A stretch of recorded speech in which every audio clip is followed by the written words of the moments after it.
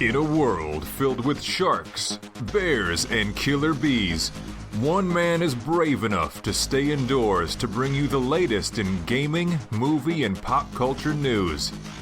That man is Tom Awesome, and this is the Outside is Overrated podcast.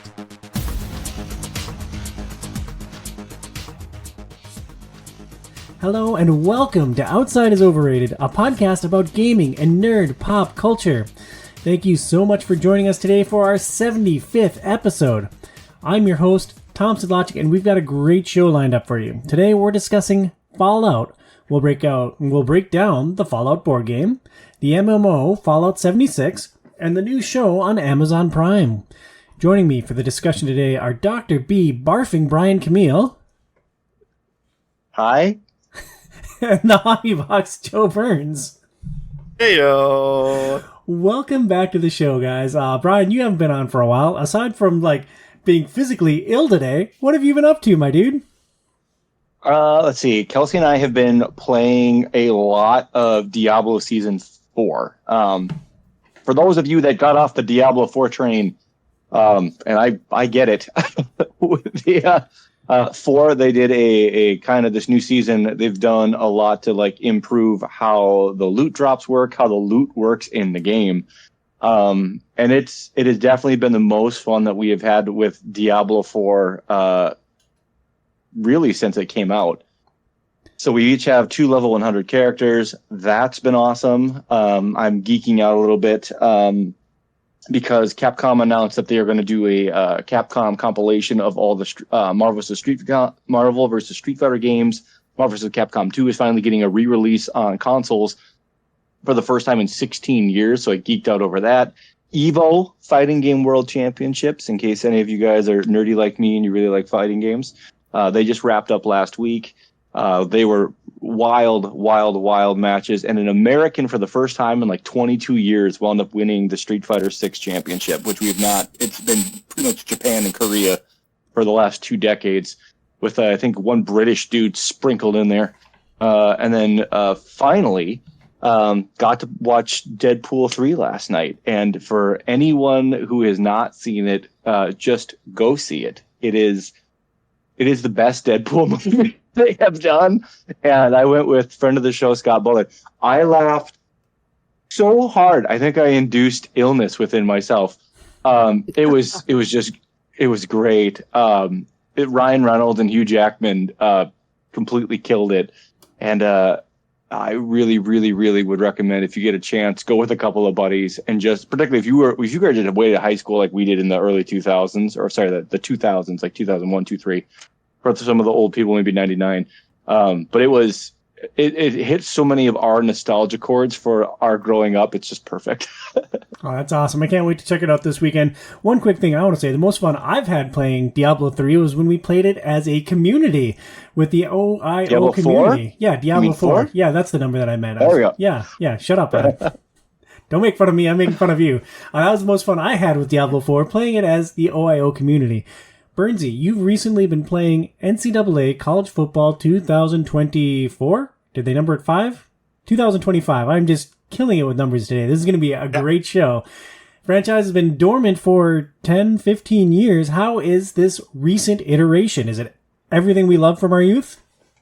Yeah, so the last game in college football was NCAA College Football 2014, which came out in 2013, because it's just like cars. You know, it's always the model is like the year ahead or whatever, I think. Maybe I'm backwards, too, on that. I don't know. But, yeah. So, yeah, the 25, just like Madden 25, comes out this month in August, you know. Not that I give a squat about that. But, no, it's been really good. There's, as I've played more of it, so the first thing I did was I played a quarter as Minnesota in TCF Bank, or Huntington Bank Stadium is what it's called now. And that was interesting just to sort of see kind of how the environment looked and how they did a lot of the intro stuff. But then otherwise, mostly I started a Dynasty and I've been playing through that. And the couple of takeaways is it's been a while since I played a football game. I tried playing, because before I would always play on the second highest level, which is All-American. And I was getting slaughtered pretty much game in and game out at that level. So I had to bump it down to varsity, which is the next level below. And that seems to be, it's been a little hit or miss. Like, I had a game that was close that I lost, but then I've had a couple other games that I just blew out the opponents in. So I'm still not 100% sure. The other interesting thing that they've done with this game, or this iteration of the game, is they put things in to make it a lot harder as a lower ranked team or a lower rated team to compete against higher rated teams. And that doesn't just mean if you're a 1-star team program playing against a 5-star program that it's going to be really hard to get the upset. But it also means if you're a 1-star program playing against a 2-star program or even a 1.5-star program, it's still really difficult. And I guess the main reason why I needed to bump the difficulty down was because just trying to get used to how the game plays again. The passing system still has the same sort of setup where you have, each receiver is connected to a button, but there's a timing aspect to it where you can control the touch. Before it was just you tap it or you hold the button down, and that was whether you rifle it at them or you float it up. But now there's a little bit of a bar above the receiver as you're throwing that controls how you're getting, how close, how accurate it's going to be, as well as how powerful it's going to be. And so it's just a little bit more to get used to. That I was throwing picks left and right. I believe I had, in the first 4 games, I had 15 picks or something like that I've thrown. Yeah. And so it was just I need to step this down and actually kind of learn the game a little bit more and then maybe bump it back up. But I started a dynasty as the Old Dominion Monarchs in the Sun Belt Conference. And I started off the season in 1-6, but I've won the last 2 games. So fighting my way back to maybe win my division and possibly play in the conference championship game. But we'll see what happens. So how long has it been since you guys gave up on Madden? Because I stopped after they bought the license out from 2K5 to prevent them from making another game. I was done with them since then. So it's literally been almost 20 years. I have not played a football game, and I'm probably going to pick up the game you're talking about, Joe, just because I miss it. But I don't want to reward EA for just being. I almost swore I didn't. Being sleazy. There we go. Good catch. Try to be. I got to the H and slammed on the brakes. I appreciate it. We're recording towards the end of the month, so this is going to be a real tight editing turntable. To answer your question, I gave up on Madden around 2011-ish, give or take maybe a year. Were you just kind of done with the model of it, or were you just this is just the same game every year? I loved it, but I had an increasing backlog of games with a narrative and a tangible ending, and so I decided to dial back on the sports games, because as much as I love playing Madden and as much as I love playing NBA 2K, I could play those games endlessly, and the only narrative is the story I'm telling myself based on my franchise, the moves that I make, and there's certainly value to that, but there are all these other experiences where someone was trying to tell a story through this medium that I love, and I decided to focus more on narrative-based games. For me, I know I've had because through PlayStation Plus you end up getting access to the old Maddens every other year, it feels like. I went into one of them probably early 2019, 2020 or something and played a little bit. But Madden, basically all I would do the last few times I've played through Madden was just basically do franchise mode and either do the draft where you draft your full roster, so it's all the rosters are drafted, and then just sim all the games and do the management aspects of stuff, or maybe play a handful of games. But that was basically all I really integrated or interfaced with Madden, and I don't know. I really don't like the way the football feels in the Madden games as I've played them. The more recent ones that I've played, which is still probably a few years ago. But college football though feels really good. It's fast and responsive. It feels like you can do a lot of things with the running back, or anybody that's running the ball. But it's not it's still broken per se, but you can still pull off some video game moves. Sorry, Tom. But I don't know. I would recommend it to anybody that's a football fan, especially if you're a college football fan or if you played a lot of the games in the past. It's a pretty good representation. There's some things that they can polish up that I don't like, but with the first iteration of the game, I think it's pretty fully featured for what it is, and it has the important things that I think fans of the franchise are looking for. Oh, that's I don't awesome. think any of us missed a trade-in value for that 5-year-old Madden game. 38 cents for Madden 2008. Okay. Well, it's better than nothing. Well, that's enough sports talk. Let's head to the wasteland. Before we start on our main segments, we'd like to thank our sponsor, Premier Health. Check out their website at premierhealthmn.com. That's premierhealthmn as in Minnesota.com. And support the show at patreon.com/OiO. If you enjoy our personalities, you can follow us on social. Email the show at overratedpod@gmail.com. That's overratedpod@gmail.com. You can follow me at TomSidlocicOiO on X, Instagram, and TikTok. Follow Burns at HobbyBoxBurns on X and twitch.tv/HobbyBoxBurns. Follow the show at facebook.com/OutsideIsOverrated. And go and knock on Brian's door and give him a friendly hello. I argue with enough people in real life. I don't need to add another medium to do so. Yeah, well, I don't need it.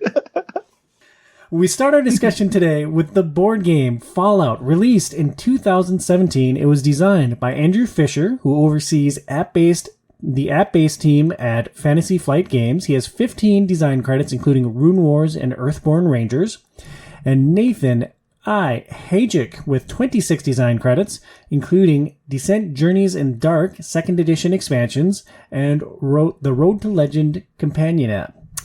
He also worked on Lord of the Rings Journeys in Middle-earth.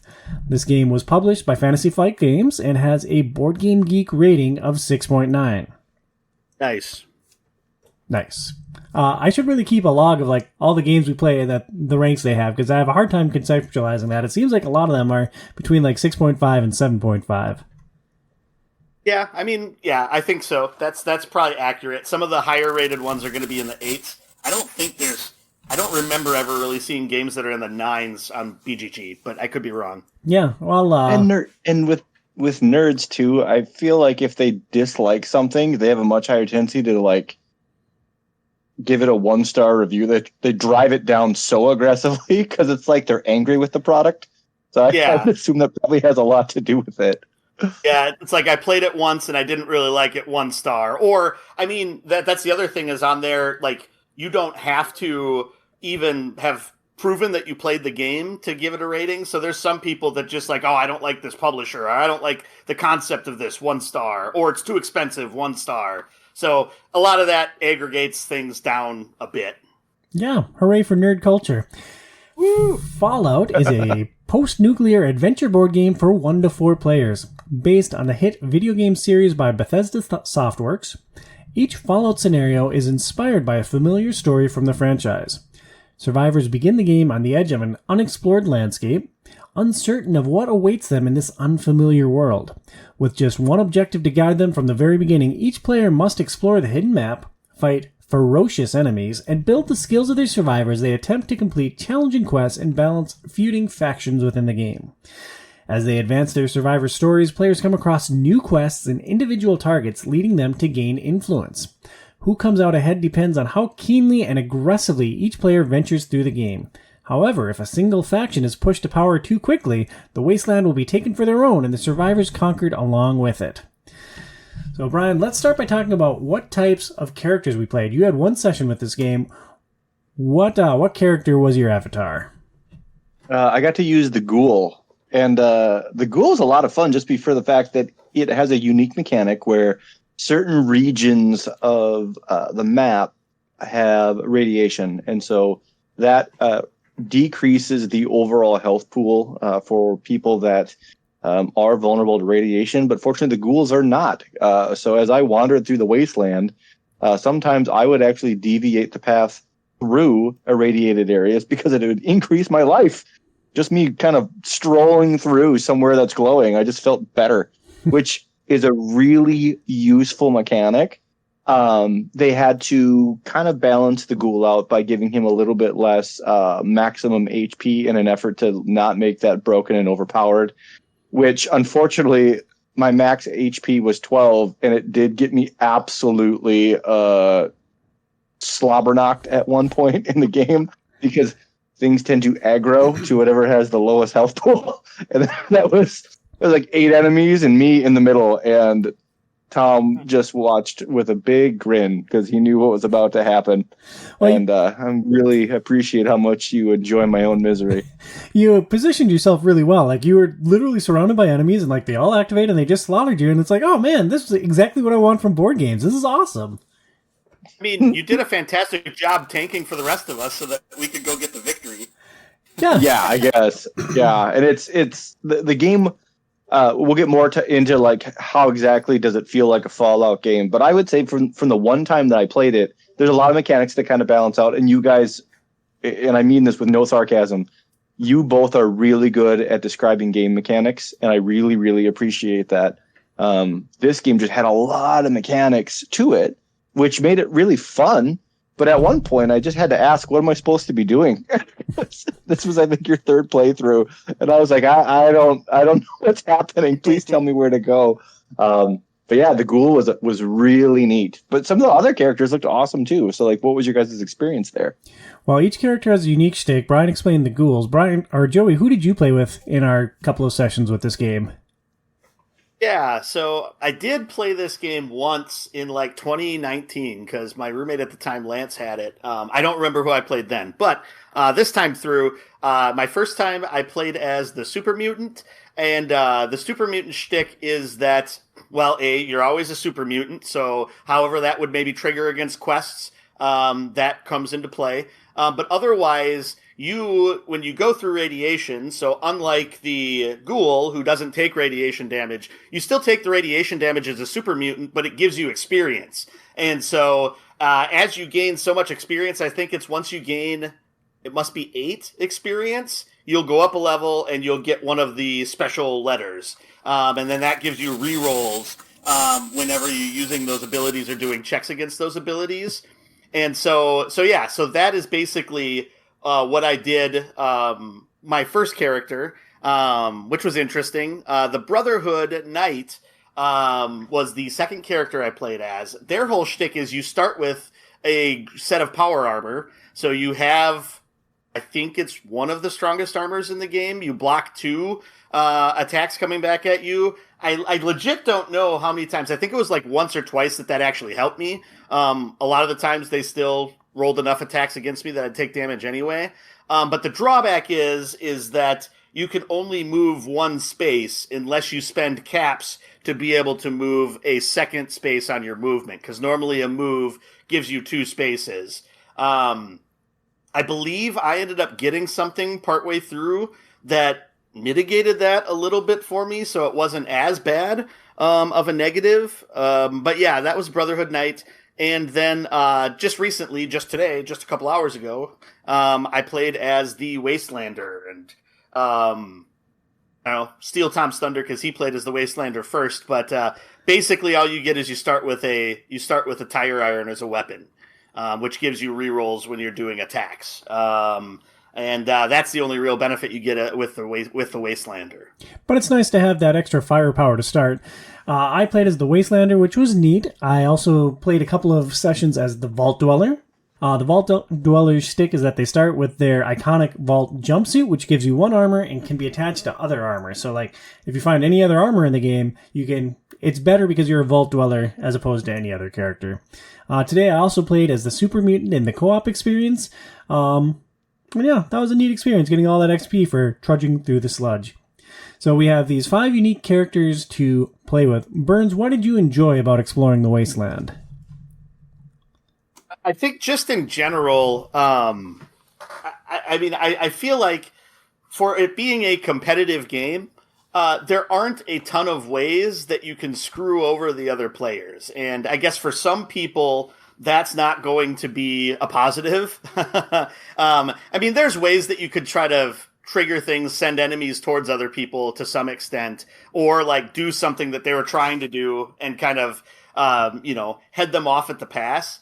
But in that extent, I think it captures the fact that, you're not playing against each other as much in that you're trying to like beat each other up, but it's really just that you're trying to be more efficient than the other people and trying to score more points or further your objective a little bit more.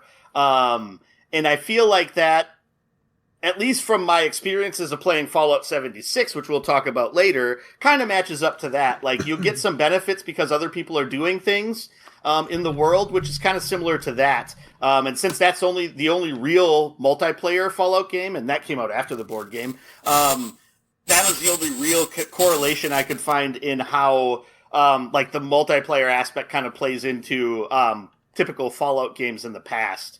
So I like that aspect of it. Aside from just the world in general being really well themed and the game sort of fitting into that theme. And Brian, most of the board games we've played with you on the podcast have been cooperative, with the exception of, say, the Final Fantasy trading card game. When you're playing a competitive game against someone, do you like more direct conflict against this person, or did you enjoy this system where we were not directly hindering each other, but rather trying to race towards objectives? I think there's a place for both. I prefer something where we can put obstacles in front of your opponents that you can. I think you're probably more like that too, Tom, where it's like, hey, what can I do to both impede my opponents and give me troll joy? that's kind of part. I really enjoy that in a lot of different board games. This one was, you kind of run parallel to everybody, right? And I don't really think that in the games that we played, if they're really, like Joe had mentioned, I don't think there's a lot that we could have done outside of triggering monsters that could slow somebody down or stop somebody from getting to where they wanted to get to. But it was interesting for the fact that, like, this game's really good at, like, kind of catching what Fallout is, right? If for a board game, you are exploring. There's a very wide open, dangerous world that you're kind of slogging through. So it almost kind of feels like you're playing by yourself in some ways. Not exactly for me, I didn't really know how the end game worked. By the time that the game ended, I had almost won, and that was random. Like, I was 1 point from victory, and I was like, okay, give me the medal. I didn't know what was happening for most of it. But I thought it did a really good job in, hey, letting the player explore. Lots of vague morality choices. Isn't that kind of the crux of how Fallout works? It's like, hey, you can make some really interesting decisions. Some are good, some are bad. Some you thought were good and they turn out to be terrible, and you have to live with that. And that's just how Fallout works. So I thought that was a ton of fun as we kind of played together. And I really didn't feel, for the most part, that I was really playing against you guys, because, to be honest, we didn't really have a lot of interaction with one another as far as the characters go during the game. Is that kind of how you felt too? Yeah, I mean, I was operating completely independently of you guys. So the game that we played together, one of my objectives was to explore every tile. So I was just flipping them, and that played well into my strengths, because I think the exploration in this game is super fun, because you start with a board of like face down map hexes, and on your turn you get two actions. One of those actions is to explore a tile. You flip it up. So I had this secret objective to flip over all those tiles. I'm like, all right, great. Not only do I get to do what I like to do the most, but I'm also flipping over all these monsters that are going to kill Brian. It's awesome. And it really sped up our game. I think the night that we had played a night after work, and I was definitely a little bit tired from the shift that day.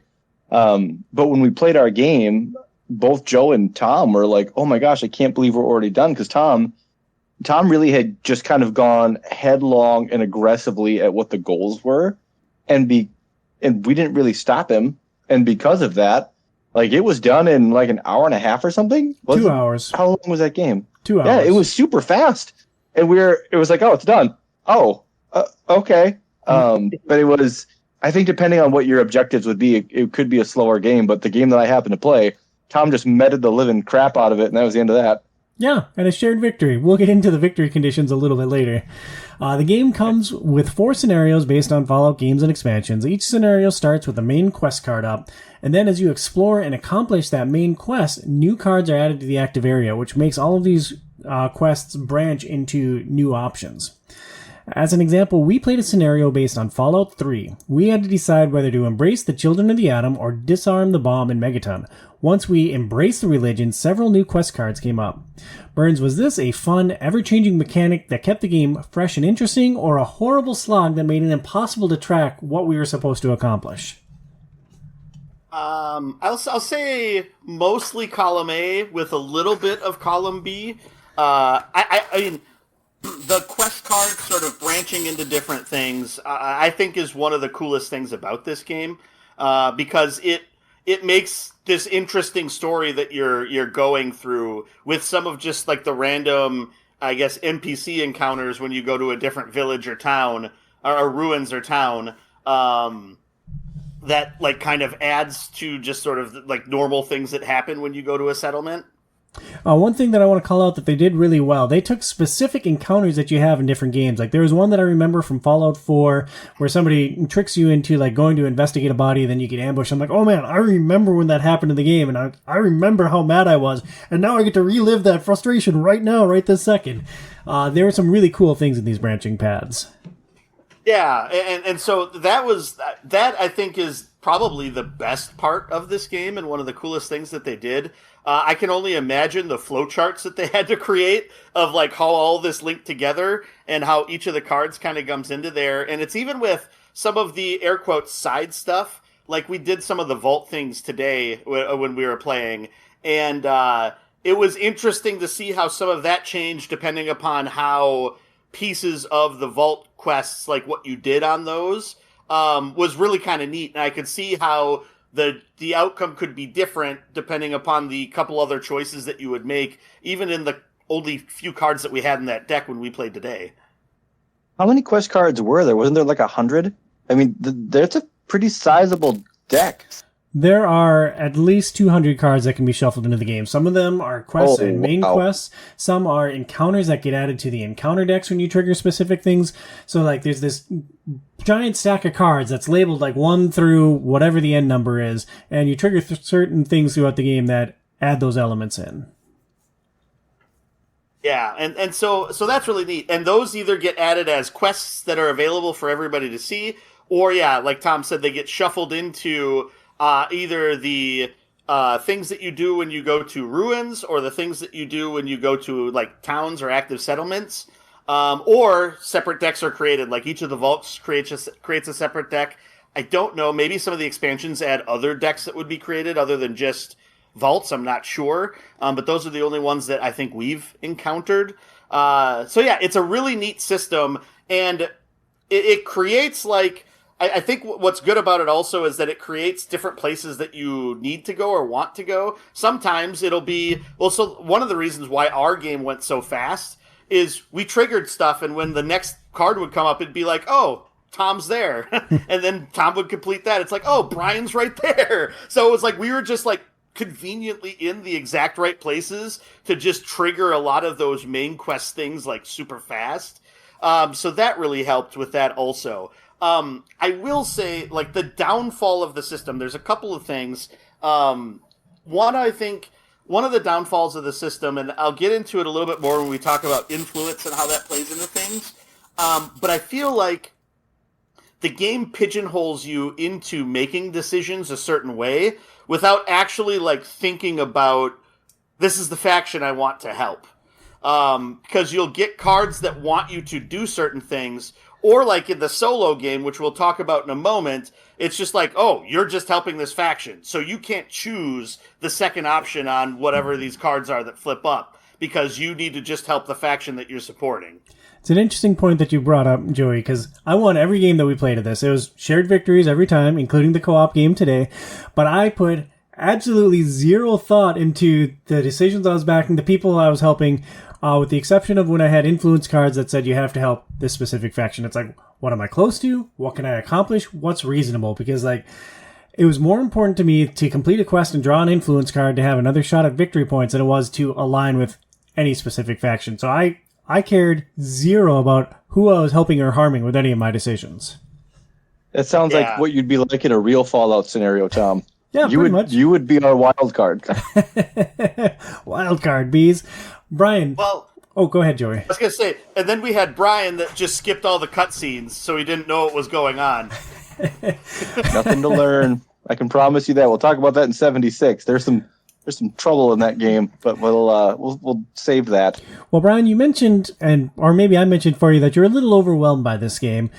Did you find any joy in these branching quest mechanics, or was it just hard for you to keep track of everything that was happening to advance the story in this game? I think had I played this, maybe one of the first games that you guys had also played this, it would have been maybe a little bit slower. Because it was very clear that you both knew exactly what you were doing. You had plans in place as we started going, and I was still trying to figure out the base mechanics. And like I said, I really do appreciate how adept both of you are at usually explaining a game's mechanics. There's just a lot of game mechanics. It's like, okay, well, now you got to pay attention to these cards up here. This is showing you, here's how the threat level stuff works. And then here's all the tiles, and then here's your actions, and then, nope, you can't do that, Brian. You can't do that action. You've already done that action. Okay, now you can move. Oh, no, now you can't move because you already used that action. And I was, half the time, I was trying to figure out, okay, well, what can I do and what I cannot do because I can't seem to figure this out quickly, which some of that might have been me. By the time that we had played it, it had been a long day, but some of it was just a very mechanics-intensive game.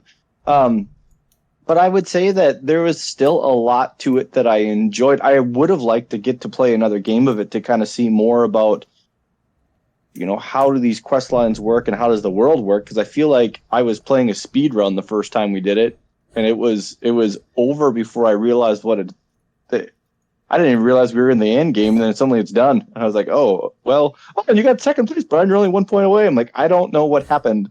It's like Mr. Magoo. It was very weird. Well, but I'm going to make a statement. And Burns can either agree with me or disagree with me. But anytime you play a modern board game, or even this might be a little bit more contentious, anytime you play a fun board game, the first time through is a waste. Because the first time you play any game with any complex mechanics, the first game is a waste. You're just trying to figure out what happened. And for me, I got that out of the way with Phoenix playing the first time through, and it was just clunk, clunk, clunk, clunk, clunk. Everything, nothing works, and we just fumbled our way through it. Then Phoenix and I played with Burns, and that was a much smoother experience. And then I played again with you, Brian. It's I know what I'm doing. I am going to complete these quests at all costs, whatever is quickest, easiest, most attainable. I'm going to gather those influence cards, and I'm going to crush you guys. I think the first time you play any modern board game, it's really a waste just to feel it out, and I'm bummed that you didn't get a chance to play again. Yeah. Go ahead. I was just going to say and that's part of where I do appreciate both of you so much when we do play some of these games, because when in my family, I'm really the one that is the center point. Say we're playing Arkham Horrors or something like that. I'm the one that is bringing it to the rest of the group. And it is really difficult at times being that person who had to go through the entire instruction manual. And usually these things are like small books. So you're reading through all that stuff. You're trying to retain as much as you can. You're then, having a moment in the game early on where you don't know the answer to this. So you're going back through the manual trying to figure out, well, how do we even approach this situation? And then that's definitely always, when it comes to tabletop gaming, going to be somewhat of a challenge, right? Because in a video game, the game just tells you what you can and can't do. It's very straightforward because it is the source. But I do see enough, even from my one playthrough.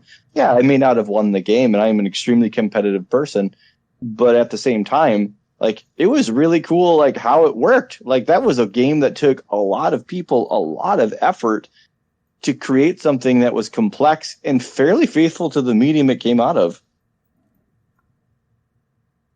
Yeah, and I think I'll echo what Tom said too. And it's the first time you play any game, I think, even Monopoly or something that has straightforward mechanics.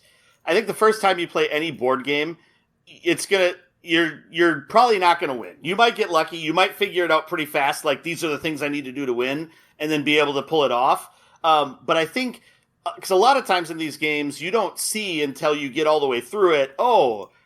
Even if I knew what the victory objectives were, it's now I understand how all of this connects together. And once you get to see enough of the game, you sort of see, this does this. I wish I knew this 5 turns ago. And so, yeah, that's just always going to be the case with a lot of these games. And so as long as you come in, kind of like you did, Brian, is just trying to enjoy it and try to pick up or sponge up whatever you can about the game. That just makes your second experience with the game that much better. So I think you're both absolutely right on that. The one thing with this game, kind of jumping back a little bit, I think with all the branching quests though, if you're not sitting and constantly looking at what's available, it does become pretty easy to completely lose track of what's going on where. And the other aspect of that is sometimes you'll be moving mountains to try to get to resolving something, and then you realize, oh crap, the other thing that Tom just did was the other option on that card, so I'm boned. I just went all the way to this side of the map to not do anything. I don't think that's as much of a negative because that adds to the actual competitive nature of the game. But it just makes it tricky because sometimes if you're not really paying attention, you're going to look at it, it's okay, one of these was the one I was going to complete by going to Hoffman Farms. Oh wait, it's not here. Somebody must have finished it. Well, let's do this instead. But because those are constantly shifting, usually there's something else that's somewhat around you that'll pop up that you're oh, I'll do this then to try to move this along. So there's always options. You're never kind of left without options. Sometimes you're left between a rock and a hard place, but there's always something, I think, to do to try to change the game state or try to further yourself forward towards trying to get victory. Or you're stuck between a rock and an irradiated place, huh? Yeah. I see what you did there. That's a humdinger. I can't even look at the video feed right now. That was just terrible. So the base game, disagree vehemently. The base game is competitive and it's got 4 scenarios in it. There's also an expansion that makes each scenario cooperative. Burns, did you enjoy the cooperative mode that we played this morning? And did you enjoy it more or less than the base game? So to answer very specifically, I enjoyed it. Yeah, I definitely enjoyed it. I think it was fun to play through it. It was nice not to just worry about whatever it was, and it also mitigated, I think, one of the things that I like least about the game, which we'll talk about in a little bit. It's weird. It's we didn't really do anything to actually make use of the cooperative benefits that we would get, because the cooperative benefits are if you're on the same space, you can trade things kind of at will with each other, which you can still do trading in the main game, but I think it's a little bit more limited. And if you're in an adjacent space when someone's fighting, you can assist them. But we didn't make use of any of those because we kind of did what we usually do and split off and went in different directions, because it's well, we got to do this to try to further things, and you got to do this, so we split up and go in that way. So maybe with more people, you're just kind of forced around each other, so it would pop up more often. I did think about that too, because that definitely would have prolonged the game too, because we would have had more cards that were constantly being shuffled in when we were getting some of these new things. The vault deck would have had 4 cards instead of 2, or 3 cards instead of 2 in it, and so a lot of that kind of changes with the player count, so it might have just been 2 players playing cooperative. But I don't know. There wasn't a ton that really felt different. I would say the main game is a 4th competitive, and this game's 0 competitive. There's just not a lot of difference. We talked about Horizon being a semi-cooperative, but semi-competitive. That's 50% competitive in my mind. And so Fallout, playing the normal version is even less competitive than that, it feels like to me. But that's just my opinion on it. I could just be an outlier. Yeah, it's hard to say because we only did it once, and it's impossible for me to have an unbiased opinion on it because I was just rolled into this game and I had just the best time. I ran up to a bug and I killed it and I got a weapon and armor right away. It's oh man, this is a combat heavy thing. And then I just rolled through everything and I wound up getting the best armor in the game. I wound up getting so many weapons I couldn't even carry them all. And it's just oh, well, I could sell all this stuff and trigger the end game condition, or I could just come over here and fight this Deathclaw. And so I did that and I had a ball. And Once again, every time I played with Burns, we both won, and that was consistent here too. Can we quick mention about like how that combat works? You're rolling dice, you're rolling hit dice, right, to attack things. But it's like the VAT system, and I thought that was just kind of a cool little thing that they did. So like each dice has like, okay, this hits arms, this hits heads. So like say some of the monsters like a Deathclaw, you have to have multiple head hits, and you're only throwing so many dice. It's kind of hard to kill something, but that's kind of how it is in the game, anyways. It's. I thought it was a neat way to look at one of the core mechanics of something that makes Fallout, which is the VAT system. And they found a kind of a neat way to put it in, and it felt like the VATs at least a little bit. Yep, and like the weapons basically help you in that they'll give you maybe an extra ability that you could trigger or a way to trigger something. But the other thing they do is they'll give you rerolls. And so that's the other benefit that you get with those. And then as you level up, you unlock like the special letters, which is how you level up in the game. You draw 2 of them, and then you pick one of them to add. So you'll start off, each Vault Dweller, or each character starts off with one of them based upon what their character class is. Then you draw 2 and you pick it. So it's like I draw an S and an L. Oh, okay, I'll take Strength. And then that'll give you rerolls if the check is based upon that also. And so that's what helps make you better. You're still rerolling, which isn't like picking things. There's some items that allow you to just get an automatic hit depending upon certain conditions. And so, yeah, so it's like the rerolls help you to try to hit that. Sometimes you're lucky, sometimes you're not. Tom, you definitely had some fun trying to hit something multiple turns in a row in the head, and that didn't go so well. Yeah, that was the game that we played together. I was fighting those stupid glowing dudes. I even had a gun, which gave me an automatic hit, and it took me 18 dice to roll the other hit that I needed. 18 dice, which is like 6 combat turns. Mm-hmm. Super the game that we played, Joe, you stayed on that. You were trying to get one mission done. That was like 3-4 of your turns. You just sat there and kept rolling, and eventually it finally worked. But you didn't play for a while. Yeah, and so, but that one was important because it was trying to move the faction that I needed to win because that's what my influence cards were all around. So it's like I need to do this. But yeah, so basically how those ability checks work is each of the dice, aside from having the VATs like body parts on them, they also have 0 to 2 stars on each die. And the most you can roll in a check is 3. And so, some of them you need to get 4. Some of them you need to get 5.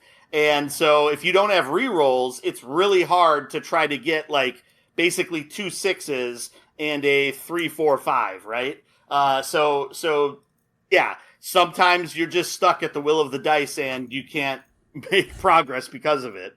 But if it's important enough, you kind of got to what you need to have happen to win the game. You kind of just got to keep bashing your head against the wall till you can complete it. Yeah, brute force, the answer to every problem ever. So, yeah. Brian, what strategies did you try to employ in your playthrough with this game?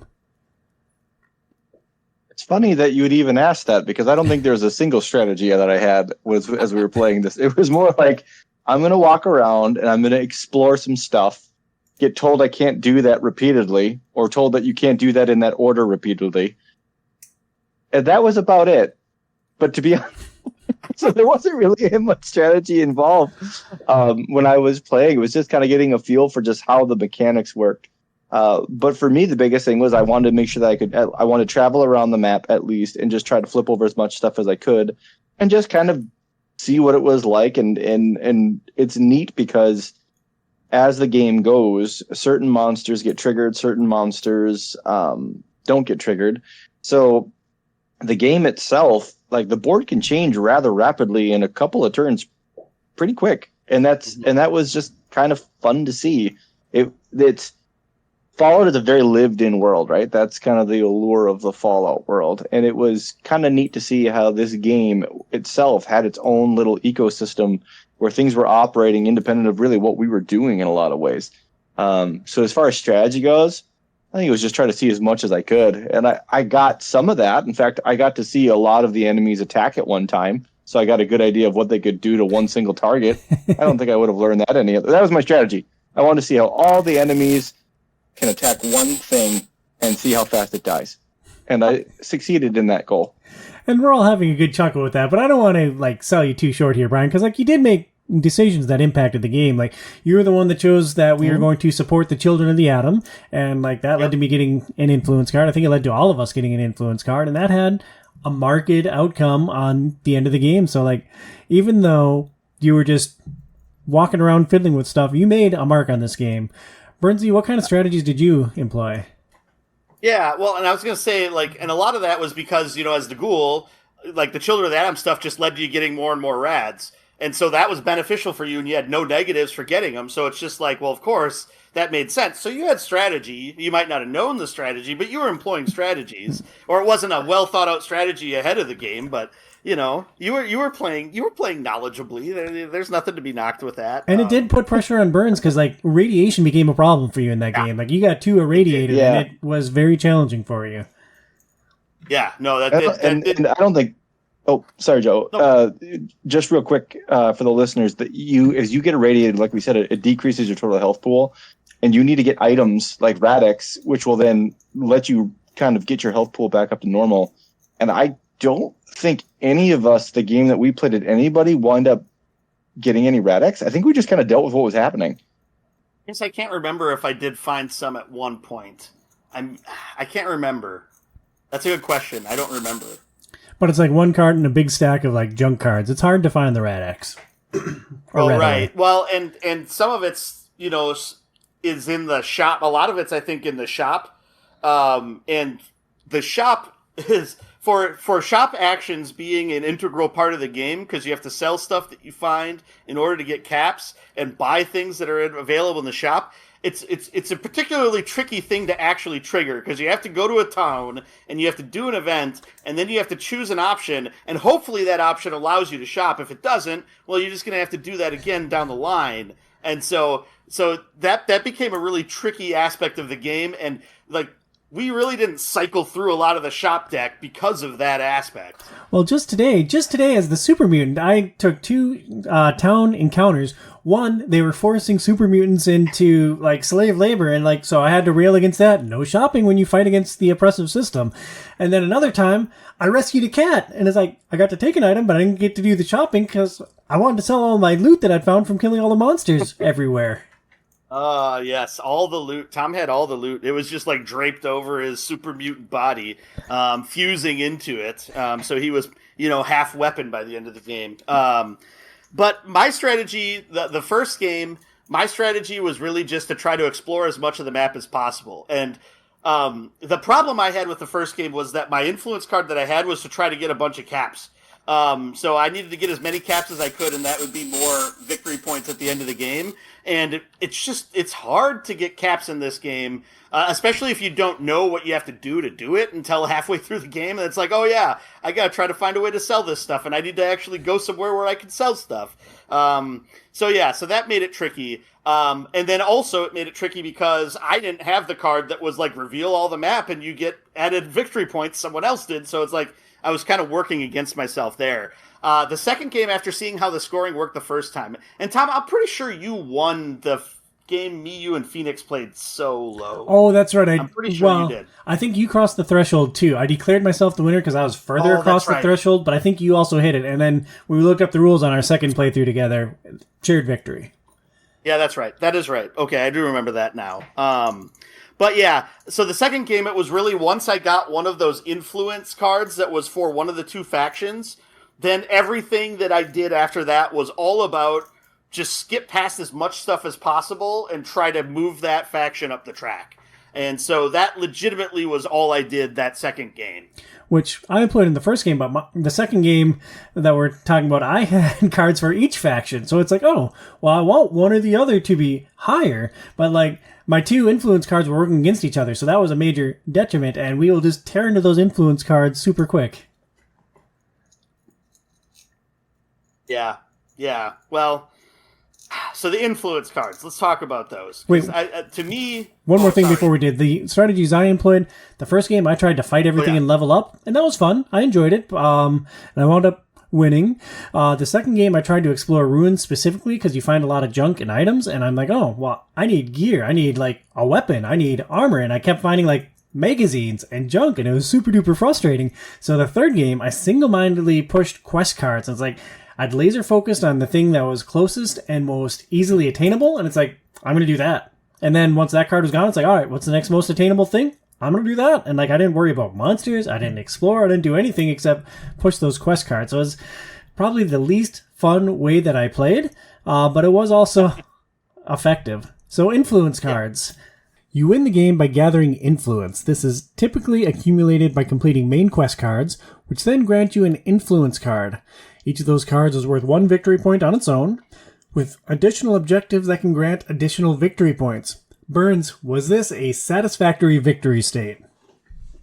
I don't think so, and the main reason is because half of those, it feels like, and I think it is true, half of the influence cards are all around either supporting one or the other of the factions. And it basically is, each of the cards is worth 1 victory point. And then for every level higher that the faction is that you have compared to the other faction, you get like 2 more victory points. And so that one, just because there's so many of them in there, like if you get multiples of them and you get that faction like 2 or 3 above, you just like, it's just, it's way better than any of the other ones where it's like you have to get 15 caps for one of them to get the 3rd level of victory point. It's just like you have to get either really lucky or like just search like crazy and sell like crazy to get to 15 caps by the end of the game, I feel like. So it seems like that just cheapens it, because then it's like I'm not even thinking about the choice I'm making. I'm just saying, oh, this moves shield up, I'm moving shield up. That's all I'm doing. Yeah, and I think you're even understating how many of those cards there are. I would guess it's 75 to 80% of the cards rely on one faction or the other, half for shields, half for stars, and totally agree with you. Like, and what makes it even a little bit worse, some of those cards that aren't faction related are worthless. Like there's one where you get extra influence for having 3 drugs on you. And across 4 playthroughs, I think Brian used a drug once, and that's the only time we've seen one used. So it's not, you gotta accumulate a lot of stuff, and it doesn't feel like the juice is worth the squeeze with those ones. So I agree, not a satisfactory victory state, and probably the biggest bummer of this entire game. So, yeah. That's my thoughts too. And there might be a way to house rule it or change it up to make it something different, to make that maybe a little bit more dynamic, so it's not all just the same one. And I get that they want to push you towards the faction board because that's kind of the whole like gist of the scenario, but like it can't just be only about that. Yeah, I think in its spirit, it wants people to choose opposing factions so that, you know, that factions are kept in check. But in reality, it's like, if I see that Burns is trying to push the shields up, well, I want to get on that shield train too, and I want to outdraw his shield cards so that I get a bigger benefit from it, and we'll both work to bury the star, whoever that may be. Mm-hmm. Yeah. It's tough because, like, if you think about it, there is, like we talked about a million times at this point, there's a lot of mechanics in the game.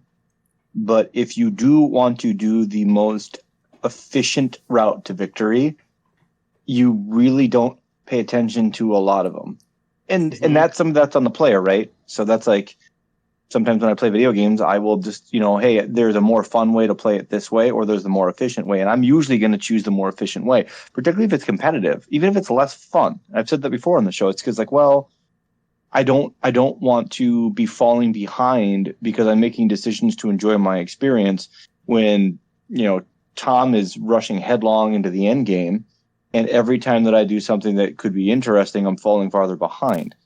So maybe that probably would take some tweaking. Yeah, well, and so it's like in that game that the 3 of us played together, there was 2 different times where I spent like 2 turns in a row where all I did was move. That's like all I did was just like sprint towards what the next objective is, because I just ran past things. If they'd attack me, great. Maybe I kill them as I run by and grab the stuff that I get from it and then keep moving on. And so it's like I ignored like generating XP unless it was part of the quest that I was doing. I ignored just fighting enemies to try to get like items. It was literally just, all right, at that point I had 2 of those cards. So it's like I'm going to get like so many points just off of pushing this forward that's all I'm going to do. And so yeah, it really made for, because you're not interfacing with a lot of the fun things of the game then at that point. You're really just playing to win. And then what? It got triggered and, it was almost all three of us won. So at that point, what kind of a competitive game is it if it's just everybody wins anyway? You're playing a cooperative game then at that point. And it's just like, hey, we all back the same faction. We all win. Woo! Hooray! Shared victory for the win. I thought this game was a good time. I really enjoyed it. I think I like the co-op a little bit more because of the influence cards. But Brian, your final thoughts on the Fallout board game? I would play this again. I would definitely want to get a chance to understand a lot more of the mechanics, and particularly just get to experience more of the stuff in regards to like getting more items, getting different kinds of weapons. You showed me some of the items that you had at the end of this game that you guys played this morning, and that looked awesome. And unfortunately, you said you didn't get to use a lot of them. But it is crazy when you play a game like this, and as we've kind of been talking, and like you guys kind of got to discover a lot more things each time you played, and that's a lot of replay value, and the fact that the world seems to be at least enough randomized that you can come back to it. You don't know exactly what you're flipping, you don't know exactly what quest you're going to kick in. It creates replay value, because some of the games we played don't have replay value. It's like, okay, you've done it a couple times and you know what the board layout looks like and it's done. But this isn't like that. And this, clearly whoever made this, like we talked about the creators here, they took some time and they did make a really they made a world that you can kind of engage with multiple times and maybe not always have the same kind of experience. Maybe is a good way to put it. And Brian, I'm going to put you on the spot here. Where would you rank this against the other board games you played for the show? We've played the Dark Souls board game, the Bloodborne board game, the Final Fantasy trading card game, the God of War card game, and Horizon Zero Dawn hunting thingy. Where would you slot it in amongst those games? Is it in the top tier of those games, in the middle, or is it down by Horizon? And what was the one that we did for the Congo? Did we play a board? Oh yeah, Lost Ruins of Arnak. I forgot about that one. Yeah, it's not the best one. I would say that's probably that Dark Souls board game was really fun. I really had a lot of enjoyment with that. But I'd probably put it maybe 2 or 3.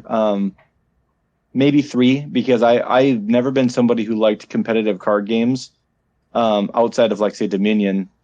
And I was really surprised at how much I liked Final Fantasy. That was a really fun experience to get to kind of play that with you and Joe. So I'd say that's probably number 2. Dark Souls 1, this maybe be 3. Nice. I mean, it's a good game. Burns, your final thoughts on the Fallout board game? Yeah, I think it's great. It has some quirks to it.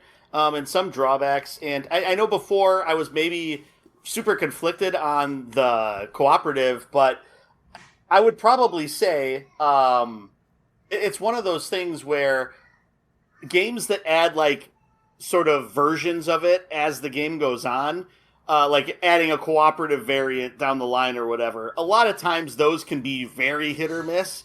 And I think it's a very viable way to play this game. So as conflicted as I felt about it, and it probably is preferred because it takes sort of the influence aspect and makes it something that's just cooperative and it's shared and it's not, it'll swing things, like it'll swing your experience up a lot. But like, it's not going to make or break necessarily the game one way or the other. So yeah, I would say that is the case, but I think it's a great game. It's once you figure out how everything works, it's not super complicated. It's just getting over that hump like a lot of games. So yeah, I would think that it's highly recommended. If you're a huge Fallout fan and you want, something that's like Fallout, this would probably be a good purchase for you to get. So yeah, I don't know. I think it's great. I would definitely play it again once or twice. If you play it too many times, you're going to know like all of the base village and town our Town and Ruins stuff. So it might make that a little easy because you can game that quite a bit. Yeah, I don't know. I think it's a great experience. I'd highly recommend it to folks. Guys, I've been wandering around killing these giant bugs and drinking from ponds, and my skin's gotten all gruesome, and I started eating people. Burns, do you know where I could go for help? Well, I think you should check out Premier Health. They have solutions for back pain, neck pain, car accident injuries, making healthy life choices, and more. We suggest seeing Dr. Brian Camille in Golden Valley, Minnesota, or Dr. Kelsey Camille in Coon Rapids, Minnesota. Learn more at premierhealthmn.com. That's premierhealthmn.com. Next up, we're going to discuss the Fallout show from Amazon Prime. Fallout stars Ella Purnell as Lucy McLean, Aaron Moten as Maximus, and Walton Goggins as Cooper Howard or the Ghoul. There are some other notable credits for the show. It was written by Geneva Robertson Dworet. She has 3 writing credits: Fallout, Captain Marvel, and Tomb Raider. I thought that was an interesting set of 3 things, the only 3 things that she was credited with writing. And Graham Wagner, who has 13 writing credits, primarily episodes of Portlandia and Hotbox. It was Tomb Raider. I'm guessing it was the more recent one with the gal from Ex Machina in it. Alicia Vikander? Alicia Vikander. Yeah. Was it good? I didn't like it. Burns did. I thought it was all right. I mean, I didn't think it was phenomenal. I thought it was better than the stupid Angelina Jolie ones. But I love the Angelina Jolie one, so I think it was... We don't need to open the Pandora's box up here again. Yeah, just listen to our video game movie show where we talk about the outstanding Angelina Jolie films. There are 5 directors across 8 episodes of the show, including Jonathan Nolan, who is Christopher's brother. He directed 3 episodes of Fallout, and he did 3 episodes of Westworld. Claire Kilner is another director. She has 23 directing credits, including 5 episodes of House of the Dragon and 3 of The Alienist. Frederick E.O. Toy has 50 directing credits, including 3 episodes of The Boys and 4 episodes of Shogun. Daniel Gray Logino has 18 directing credits, including 6 episodes each of The Chair and Who is America. And Wayne Che Yip has 25 directing credits, including 4 episodes of both The Rings of Power and 4 episodes of Happy. The show has a Metacritic rating of 73 with 26 positive, 6 mixed, and 1 negative critical reviews. I pulled 1 positive and the negative review for context. Campbell from Empire wrote, Fallout expands on... Yeah, I know. And I double-checked when I wrote it down.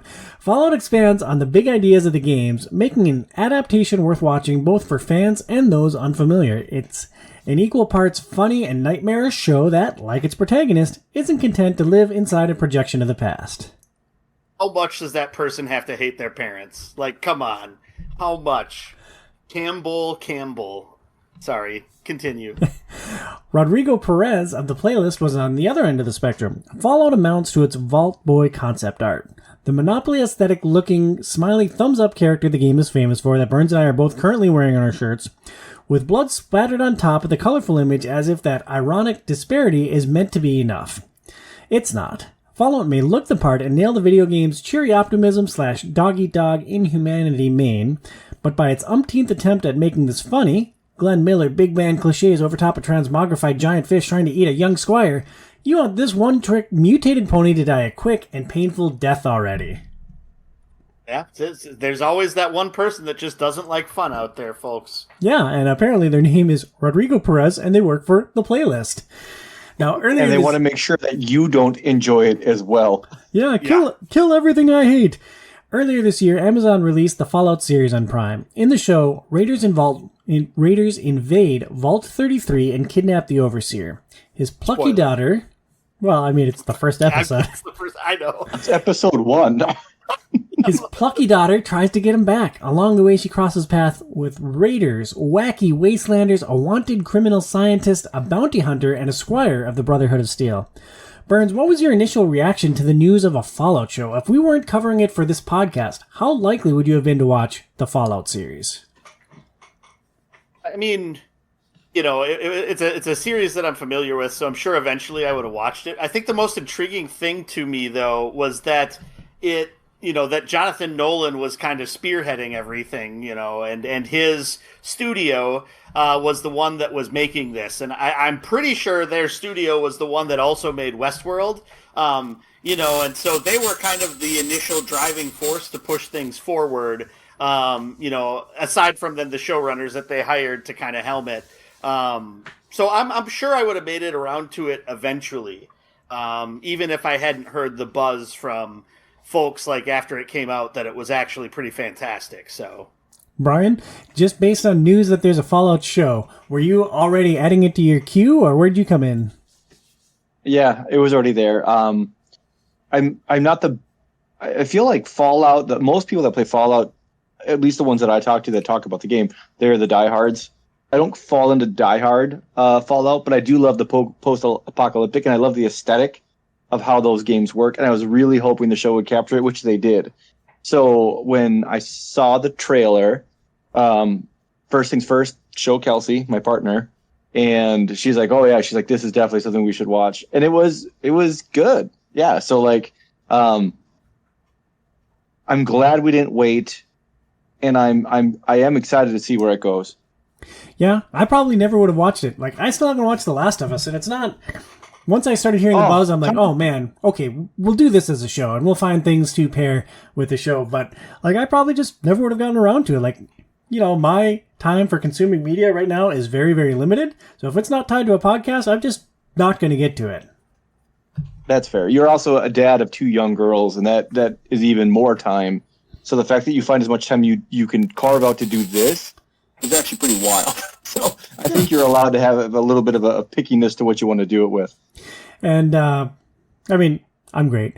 How long did it take for you guys to be all in on the show? I liked it right away. Episode 2, I think, is what is kind of where that had started to kick in a little bit more.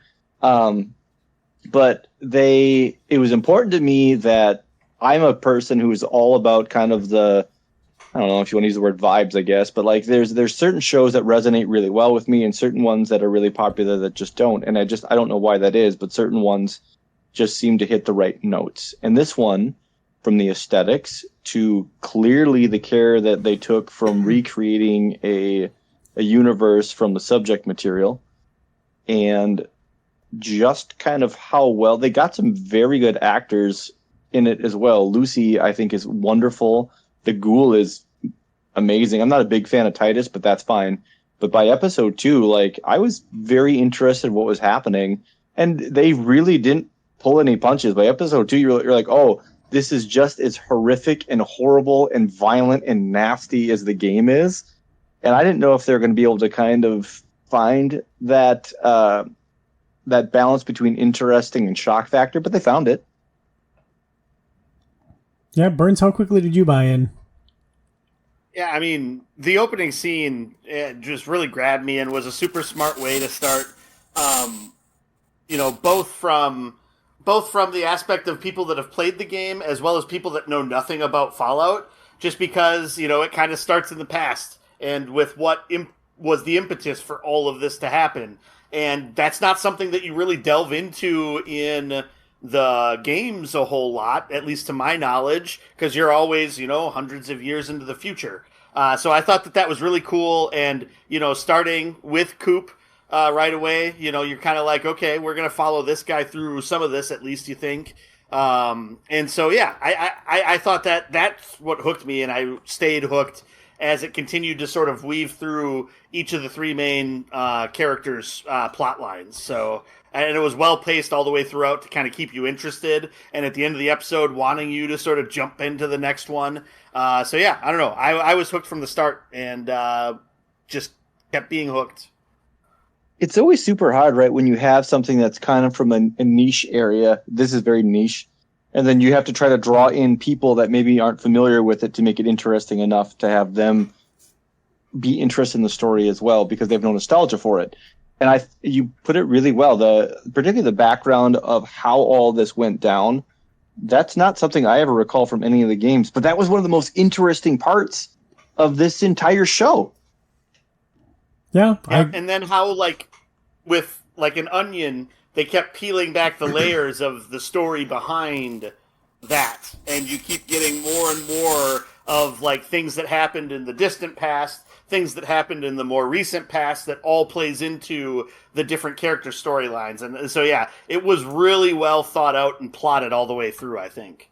Like, I hate non-sequential storytelling with a burning fiery passion, but I thought all the flashbacks were handled exceptionally well in here. I thought that was just, I agree, it was incredibly well paced. I was hooked from the first episode. This is a silly thing, but like as soon as they consummated the wedding and then the dude gets up and wipes his dong in the curtain, I'm like, there is something wrong here. This is not what it appears to be. And then like there's a hyper violent scene. It's like, oh my God, like this is going to be something. And I'm like, and I just loved the ride from there. Don't tell me he uses the curtain and Tom's like, oh, that, yeah, I was going to say, that hit too close to home for Tom. Oh yeah, these are my people. Yeah. Yeah, Madden's is still sending him cleaning bills.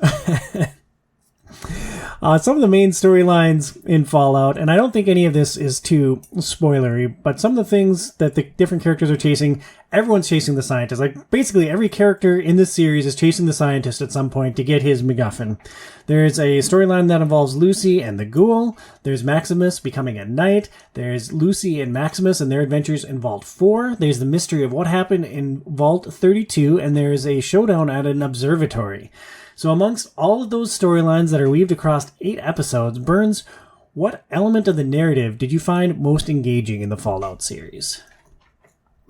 I mean, for me, it was kind of seeing the differences between the vaults, I guess, which is kind of similar to like the different games and seeing how like the setup of all the different games are unique, I guess, based upon what those are. And so I thought that was pretty neat, like the interplay between Vault 32, 33, and 34, and then just how vastly different Vault 4 is from the rest of them, and the people that are in them, and then like intermingling, like, yeah, this other person from this other vault that's now seen some stuff up on the surface, and then somebody that's just lived on the surface this whole time, and how they integrate into Vault 4. It's just, I don't know. I think that's all like really fun and interesting stuff. And I also really liked the look behind the nature of the Brotherhood of Steel, because they kind of come up in all of the games. And I guess, you know, I haven't played a ton of all of the Fallout games, but I don't think you really go too in depth about a lot of the Brotherhood of the Steel in that. So it's kind of cool to see sort of the background of this order and sort of what it stands for and how it operates. So I think that was a really cool way to have one of the plot lines focused on that, to be able to see just sort of how that faction works, because it colors my experience with them than from, you know, the Fallout games a little bit better too. So it was a good way for that to be kind of a companion piece to the games that spawned this series. And Brian, what stuck with you from the narratives? Kind of Cooper's journey. That was, I mean, there's a lot of different narratives. The narratives of how it all happened, that wasn't something I had really thought too much about until Joe brought it up, and that was probably one of the most intriguing and alluring parts of the entire series to me, to understand, well, how did it get to this point? Because I think in the games, usually the way that they reference it, it's a little bit twisted in the show compared to what in the games, because in the games it was essentially like a fossil fuel race against China, Russia, and the U.S. that devolved into the bombs being dropped. But getting a chance to see what Cooper was like before, and then the brutality of what he becomes, and it's like, he's been alive for a couple hundred years, I think, at this point.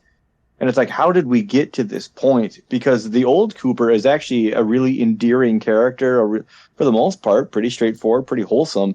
And the Ghoul is just someone who does not care how violent and horrific he has to be to get his own outcome. Like, that was crazy. I also agree with Joe. I thought the background of the Brotherhood of Steel and understanding it's more like a religion, and how that works and how they bring these people up and how they essentially they almost like those that wear the power armor are like they're saints and they go forward as knights. And it's just, that was very interesting in itself.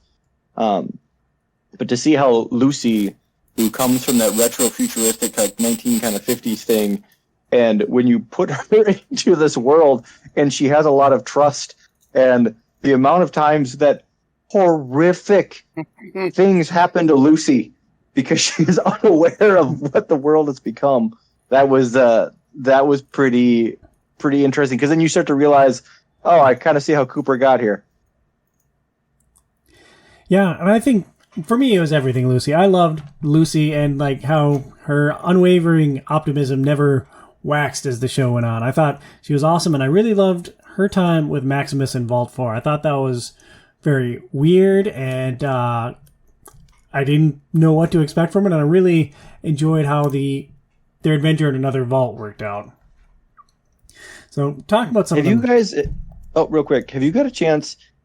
For those of you that for the show, the vaults are kind of experiments. They do different kinds of things, and if you ever want to read some wild stuff, there's a lot of lore about what they did in these vaults, what kind of experiments they did, and they are fascinating. So actually, some of the things the show did was kind of tame compared to some of the things that have occurred known in the canon.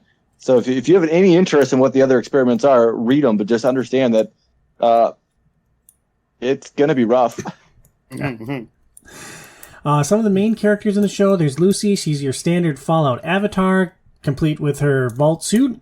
There's the Ghoul, who has both a dual role as a bounty hunter in the current day and the head of a family in the backstory. And there's Maximus, a Brotherhood squire tasked with capturing the scientist. So we've talked amongst the narratives about the characters that stood out for us.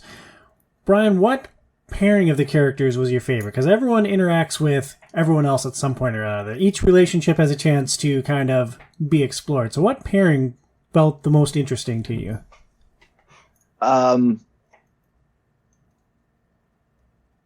This is a weird question just because I thought Titus was in some ways a fairly boring character, but his interaction with Lucy probably was some of the... Let's clarify that a little bit, because Knight Titus winds up being two different characters, because there's Maximus the Squire, who goes out as a squire to Titus, and then That's fair.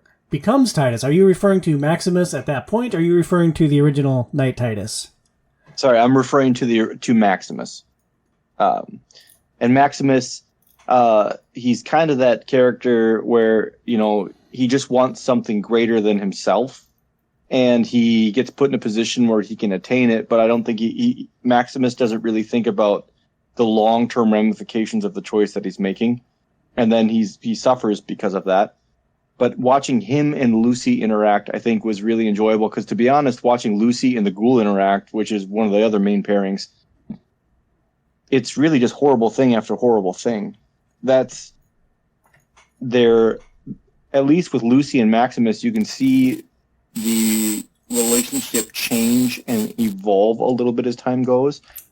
Round characters, excuse me? Sorry, I just wanted to jump in on Lucy and Maximus. What I thought was so interesting about them was their yin and yang relationship. Because Lucy had great social skills, but she was incredibly sheltered from real-world dangers. And Maximus had absolutely no social skills, but he knew how to survive in the wasteland. And so pairing them together gave them like a complete skill set, because they covered each other's weaknesses. And I thought they explored that in some really interesting ways, from sexuality through hot showers. Like, I just thought, I loved their pairing together, and I really enjoyed the time that Lucy and Maximus were on screen. And I thought that Aaron Moten as Maximus was phenomenal. I thought he was a great actor in the show. We'll agree to disagree on that. But what I will say, though, is that you get a lot more chance to understand the two of them at a deeper level through their interactions, and that made that more interesting. Because I don't really think you ever learn more about the Ghoul and Lucy's interactions together, because the Ghoul just keeps doing horrible things. It doesn't change from the time she meets him to the time where they separate. It's just the Ghoul doing horrific, terrible things to Lucy. And that did get stale, because it's like, well, how much farther can you push her? Well, it's interesting that you mentioned that, because that was another one of my favorite moments in the show, because the Ghoul collects Lucy, and he basically turns her in for a bounty. And then she winds up getting out of that and finds the Ghoul dying. And she had been preaching the golden rule to him. Like, you got to treat others as you want to be treated, or as you'd expect to be treated. And so he turns her in for the bounty, and you think that's the end of their relationship. Then she comes across him. He's dying. She throws him what he needs to survive and says, "The golden rule, motherfucker." I'm like, oh my God, I love Lucy. Lucy is the best. And, it's still that unwavering optimism, but there was an edge to her too. It's like, I'm not happy about how you treated me, but I'm not going to compromise my values because of it. So Lucy was awesome. Or just the horrible stuff that Lucy has to come to terms to doing. And it's that okie dokie. Okie dokie. Just kind of, she just, okay, all right, I'm gonna cut this thing off. All right. Well, and it's funny how she has that. She is able to maintain some of that unwavering wholesomeness in a place that is unrelentingly brutal. Well, it starts out so cute and innocent too. It's like they go to consummate the wedding, and she turns around, dude's naked. And she's like, "Okie dokie," and jumps on. And then it grows to okie dokie when she has to do these horrific acts. I thought that was a small joke that they started with, and I liked how that grew and evolved throughout the show.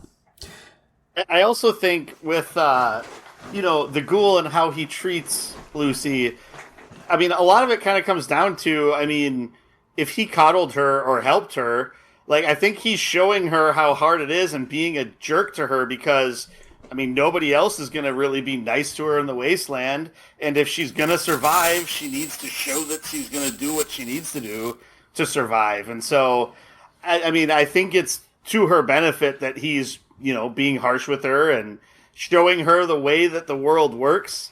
And it's, I don't know, it'll be intriguing to see what happens with the next season because of, they've already announced that, they're working on the second season. So I don't know, it'll be intriguing to see where things left off, how it's going to develop moving forward too.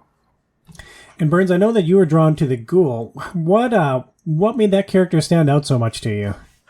Well, I think one thing is just I just really like Walton Goggins as an actor. I've enjoyed him in everything I've seen him in, and so it's just really cool seeing him play this same character that's kind of two different characters, which I think is just really fun to see kind of him go through. Lucy was a close second. I kind of agree with Brian a little more than Tom that I feel like the biggest thing with Maximus is, you guys ever seen the movie Uncut Gems with Adam Sandler? Yeah, just recently. Oh, yeah. Just keeps making bad decisions. That's Maximus. He just keeps falling down, making a bad decision that just spirals into a worse decision and gets so deep that it's hard for him to find his way out of. The only difference is he's just apparently has a horseshoe up his arse and is able to hey, yeah, at the end, I guess I'm the hero, so that's the only real difference, but it's just sort of it's just why'd you do this? When he's making this decision that it's not going to go well, so it's why did you do this, man? I think that's interesting. I thought they did a couple awesome things with him, though, the scene where Lucy does the proposition, I thought that was hilarious, and then, when he's in the vault and they're like, you can take a hot shower, he's like, what's a hot shower? It's I just thought that he was often a fish out of water, especially as the person raised in the wasteland that stumbled into a vault. I don't know. I thought he was great, and he was especially great in those moments of wonder. I did like his interaction with his squire, which is a bully. That was a bully to him before, and he thinks he's Knight Titus, so the bully's kissing his and it's, there's the word. Sorry, Tom. Get the marker. But he's kissing his butt, and it was just funny how those two got along, and Maximus was getting his revenge slowly over his squire by being just an absolute jerk. And I thought that was a fun dynamic for the period of time they were together. It's also interesting looking at the brother and Knight Titus specifically, because they build these knights up as the saints of the Brotherhood of Steel religion, right? And then you find out that Knight Titus is just a giant butthole, and he's terrible, and he winds up getting killed. I think, was that Michael Rosenbaum that played Knight Titus? I should have looked that up. No, I can look it up quick if you continue. Yeah, that'd be a great catch if he was, but I don't know. I thought that was interesting. They set your expectations that the knights are going to be one thing, and then they are something very, very different. Yeah, it's like the superheroes and the boys. You're like, oh, they're superheroes. They're all wholesome and great. And oh, no, these are just degenerate people. That's all it is. Well, it's a problem when you put someone on a pedestal from the earliest days. And all I've got's freaking Floyd. Right, Rappaport. I got my Michaels mixed up. But yeah, all I've got's freaking Floyd. Nailed it. The NFL analyst? That's fantastic. That guy's got a lot of depths to what he can do. That's his brother Ian Rappaport. Michael Rappaport is awesome. Bernsey, was there a secondary character who stood out to you in the show? I mean, I really liked Norm. So first off, he looked like someone out of the 50s, and he's this weird small pipsqueak that feels like it's like this odd character out of like those 50s or 60s TV shows kind of too. So it was like the look of it, but then it was just how he was like in the vault. He was this fish out of water because he just didn't want to do anything. But then he ends up kind of being this sort of like linchpin that breaks open like what's actually happening there, which I thought I thought that was a kind of neat arc that he had, and so yeah, I really enjoyed that character, and I think a lot of the secondary characters, whether they were in multiple episodes or even just like single episodes, were pretty strong, which helps to amplify the main characters as they're interacting with them too. Like you guys were talking about the Squire. I thought like that arc with the Squire was pretty neat to see how that developed and to see where that's maybe going to go moving forward too. So yeah, I don't know. I thought that was pretty neat. And I guess it makes sense if one of the showrunners was a writer on Portlandia, and that's why Fred Armisen was in the show. So that makes sense actually now that I think about it. Yeah, I've never seen Portlandia. It's I don't know that you would like it, Tom. I don't know that it's your sense of humor. It's a weird show. I haven't seen all of it. I've seen like a season, I think, of it. It's funny. It's very Fred Armisen sense of humor. I don't know if that makes any sense to you. Yeah, it's kind of counterculture. Yeah. I caught some episodes because my sister Beth's a really big fan over the 4th of July. Oddly enough, that's the first time I've ever seen it. And it is definitely a different strain of humor. Yeah. But apparently it's a popular enough version that it has a following. Mm-hmm. Yeah, well, I'll probably never get to it. Throughout the Fallout series, there are several nods to different Fallout games. I wanted to take a moment and just talk about our favorite Easter eggs. Burns, what did you notice from your Fallout experience? Really, the only one that I recognized from like my knowledge of Fallout, which is probably somewhat limited, was dog meat. I think that's the biggest thing. Really, is the only thing that really jumped out at me, other than like the general just Fallout stuff that you would expect would be in here. That was so surprising, that scene with the cooler and dog meat and the Squire. I'm like, oh man, he's really going to do that? And then he did it. I'm like, wow. Brian, what Easter egg stood out to you? Origins of Vault Boy. Yeah. We learned that Cooper is the original inspiration for Vault Boy. People would ask him to do the thumbs up thing. And they introduced that right out of the gates in episode 1. And you're just like, well, that's weird. Like, is that like his thing? Like, thumbs up? All right, cool. And then at the end of the season 1, you realize that he was essentially one of the spokespeople for Vault Tech. And that's how it came about. And that's why because you clearly see throughout the series him being upset with that icon and that logo. And then you get a much better understanding of his personal reasons for why. Yeah, I thought that was really interesting. A couple of the Easter eggs that I caught, there's a nod to Fallout 1 while they're in Vault 33. They talk about their broken water chip and how they're running out of time to fix it. That is exactly the plot for Fallout 1. Oh, really? Yeah, Norm did a hacking minigame to get into the Overseer's computer. That's right out of the Fallout series. And I just love this last one. They had the actor who did Codsworth talking about how he voiced a robot and how they gave him one for free. And it's like, Codsworth is I think it's a Mr. Handy robot, but he's a companion in Fallout 4. And he cracked me up there, and it cracked me up to see his actor like just interacting with Coop at a party. It's like, oh, yeah, I know that voice, and he's making fun of being the robot. That's really funny. I love this. So we'll talk about how the whole package came together. Then we're going to do a little spoiler section before we wrap up our thoughts on here. So, Joey, I know that you enjoyed this ride, but how well did the overall Fallout package come together as an adaptation of a video game franchise? Yeah, I mean, I thought it was really great. There was a few times in a couple of episodes where it maybe dragged a little bit or got a little too bogged down in like what happened previously and not like what's going on currently. But overall, for the most part, I thought it was great. Visually, I they did a great job like where they filmed it at to have it like represent the wasteland. And so I thought that was really great. And visually, a lot of like the sets and everything looked really good. Like it was just like a pretty good representation of the show or of the game.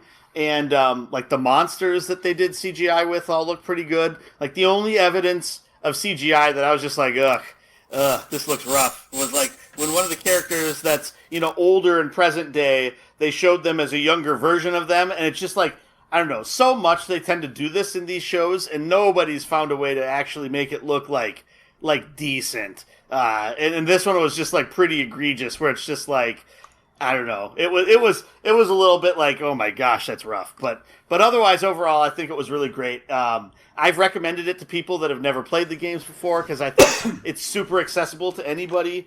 And they do a really good job of making it so that it's fully self-contained, but it has things that if you've played the games before, it sort of scratches that itch or reaches into that nostalgia and sort of pulls you into it even more.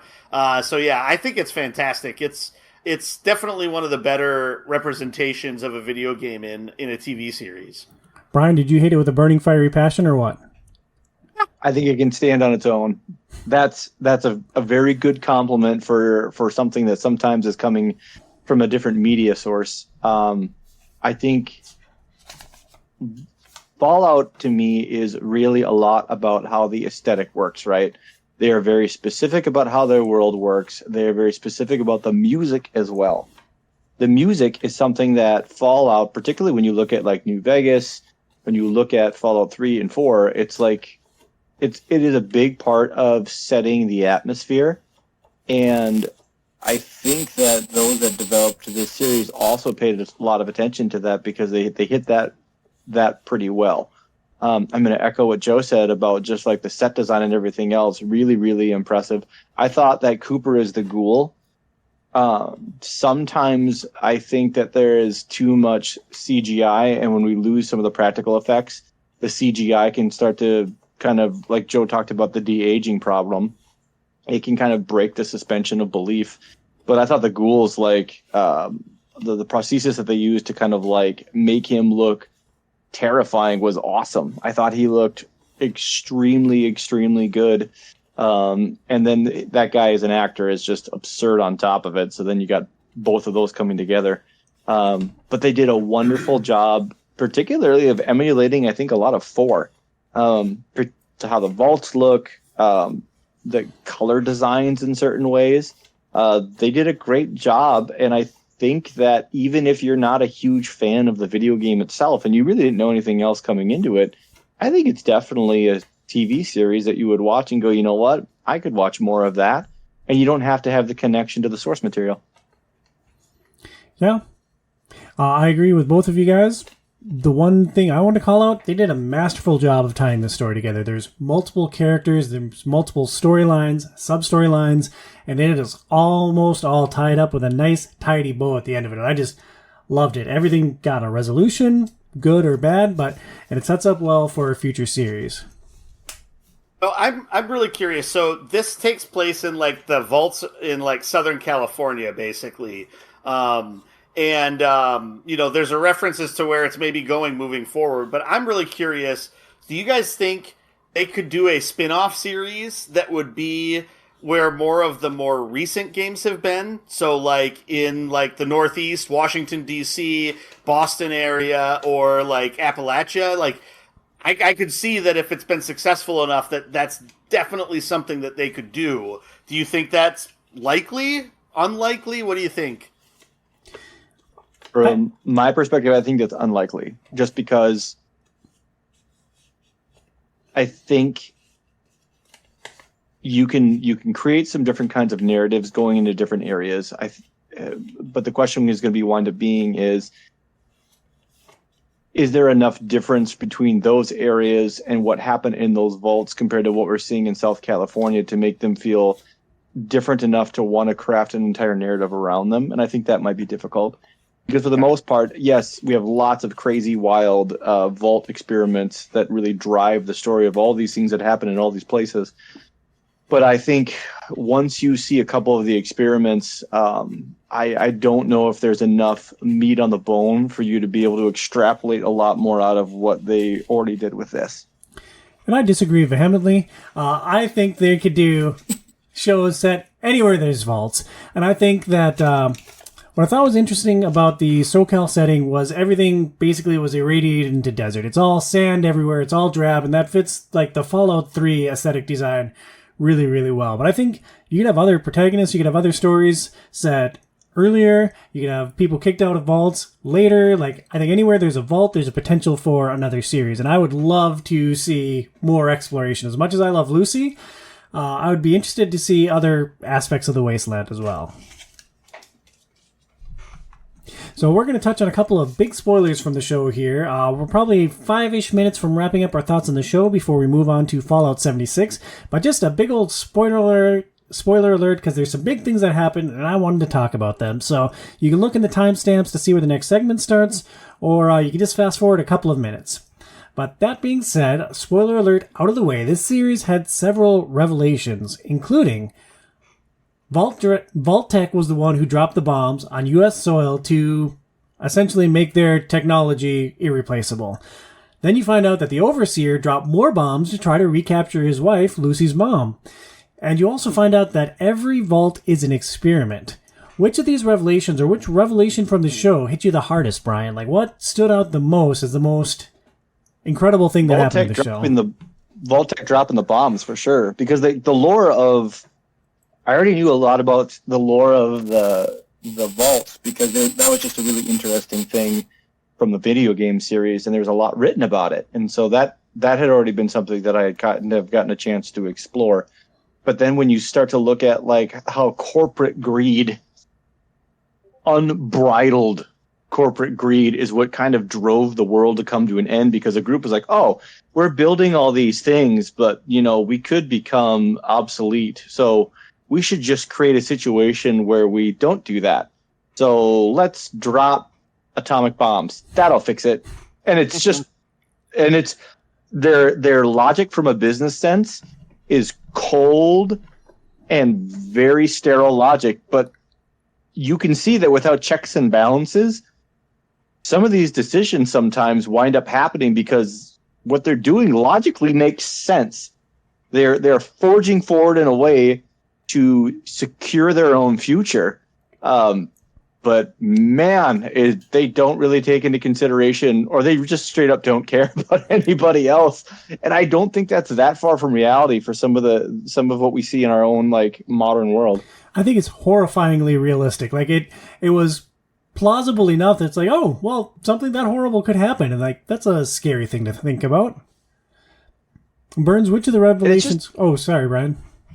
Oh, the last part of it is just, and the part that's crazy is it's all just done for the effect of, we just want to make sure that the company has secure profits for the future. And that is the only decision, or that is the only goalpost they have. And they execute that pretty lethally. Well, and at least they were nice enough to bring all the other companies along with. It's like, hey, we'll give you guys vaults to do your own experiments, and we'll make sure that you guys have a part in this. But yeah, we want to make the future ours, basically. Which ironically, the world kind of moves on without it anyway. So to what extent did they actually fail? Pretty miserably. For me, it was a tangent off of that aspect. In that the revelation that Coop's wife works for Vault-Tec, and I guess how integrated she was into all of that, I thought was a much like bigger sort of okay, because that's like going back to a lot of the stuff that happens with Coop earlier on in the show. You're just like, okay, that's why he hates all this. That's why he dislikes so much of this. And so that was where it really clicked. I was just like, okay, that's the link between all of these things that were happening. Because earlier on, it's like maybe she's his manager, because that's kind of what it seems like she's doing. And then it slowly starts to become apparent that, okay, she's involved in something else. And then it's like, oh, okay, that sucks. Yeah, I thought it was Tom said it well. They put it out. They tied that. Them tying that back in, I think, is what made it such a strong ending, right? And I think one thing that she said that was really interesting to me, Coop and his wife were fighting about the vaults and the rules in the vaults and this and that. And she's like, well, I just want to make sure we get a place in a vault. And he makes some comment. She's like, a good vault. And he's like, well, what does that mean? And then she leaves and like it just leaves it hanging there. It's like, oh, some of these vaults are not going to be the best place to be. And then I think that's before Lucy and Maximus stumble into Vault 4. And I thought that was really interesting how they set it up. So, question then. She and probably her daughter are frozen in Vault 32? Or at least she is? Do we think? No, I think she's somewhere else. Like, I'm guessing they haven't revealed that card because with the ghoul saying at the end, where's my family? Like, I feel like it'd be too convenient if she's just in 32. Like, I don't know what's going to happen with Norm in 32. It looked like he was climbing into that pod. But, like, my guess is that she's not there. Yeah. And they left it open enough where that is one of the storylines that you're interested in. So it's season 2. I'm hoping that becomes kind of the core part of the narrative, because that's intriguing to me. What exactly happened? And then what happens when he finds her? That's going to be pretty wild. Well, I mean, in order for her to be around, though, she had to have been frozen. But maybe there were more vaults where they froze people, because it's been, 300 years, I think, since the original Fallout happened, right? It's been at least 160. Yeah, I thought it was between 100 and 200. But they don't explain how Moldova survived everything. Like, she was alive, and she was still alive when she captured McLean. So I don't know. It feels like there's a piece, and not a there. ghoul. Yeah, although she was above the wasteland. They did blood orgies in her honor. That was great. Well, Tom's favorite. Yeah, we had to pause the show when that happened and go do something else. So, Brian, where does Fallout rank amongst games ripe for a series of any size? It's way up there.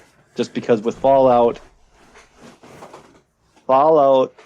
it's kind of the antithesis of some of the games that I like. But I guess it does enough right that I do like them. So I don't understand really why. But their world that they made is really interesting, and it's lived in. And there's all these interesting things, particularly with the experiments that they've done in the vaults, how the Great War happened, the retro-futuristic. I love the retro-futuristic aspect of the show. Mm-hmm.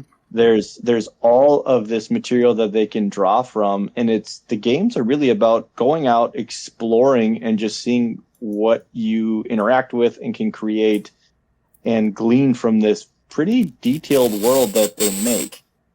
And I think that gives whoever wants to take on the task of creating a series a lot to draw from. I think it's a lot harder. Obviously, the less source material you have, the more that you have to really depend on competent writing to be able to capture the feel of it and then extrapolate out storylines. But a lot of it for Fallout is already there. And it's just a matter of making sure that you have a good understanding of the aesthetic and the atmosphere that makes this world interesting. And if you can do that, there's already a lot to play with. And I think they did a great job because of it. Yeah, I mean, if you would have asked me before the show was announced, what would be your top 5 video game franchises to be made in a TV series, I doubt that I would have came up with Fallout as an idea. But looking at it, it makes a lot of sense. The aesthetic, not only it is really cool and neat, this sort of, like you said, retro futuristic sort of aesthetic. It also taps into the boomer generation that have an affinity for the 50s and 60s. So it could bring people in that way. So it's a little smart. from that perspective to use it. I think the really neat thing about Fallout is that unlike a lot of other video game series where it's like a certain character is the linchpin of that series. So it's like God of War, okay, somebody has to be Kratos. Who's going to be Kratos? Mario, if you're making a Mario series, who's going to be Mario? Who's going to be Luigi? Like, there's these iconic characters. Whereas if you're talking about Fallout, sure, there's some iconic characters that have been in a couple of the different shows, but because they take place kind of outside of each other, you could kind of put anybody and create any character within that sandbox, and it will still it gives you more freedom creatively to make something instead of having to live up to the ideal of something in people's minds. Kind of like Cowboy Bebop and how it's just like, well, I thought that this was kind of like Spike here, but wasn't like Spike there. So with Fallout, there's not as much of that you really have to worry about. So it's smart from that perspective as well. And so, I don't know. I mean, I'm really curious to see where they go with it from here. And as we talked about before, it'd be interesting to see if they spin it off and have a couple of other series of Fallout happening in different parts of the world. Maybe not just in the East Coast where a lot of the other games have happened, but maybe even in other parts of the world to see what's going on at the same time elsewhere after all this stuff went down in the U.S. So yeah, I don't know. There's lots of opportunities there. I'm curious to see what they do. My initial thought was give me 100 more seasons of Fallout, and that sounded awesome. But Burns, hearing you describe how the blank slate character fitting within this world is such a good fit, the only thing I can think of right now is where's my Elder Scrolls show, and why isn't there a season set in Skyrim, a season set in all the different worlds within Tamriel? Like,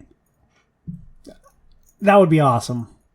I suppose it's just harder to make because it's fantasy based as opposed to it's more expensive to make, so it's fantasy based as opposed to more realistic. Like, you have to have like lots of woods and dungeons and caves and all that stuff. Whereas walking through desert, there's lots of freaking desert everywhere.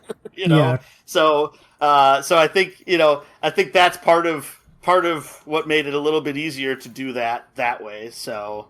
Yeah, I think they can also probably get some of the Elder Scroll writers because clearly they're not working on Hammerfell, so they've got free time.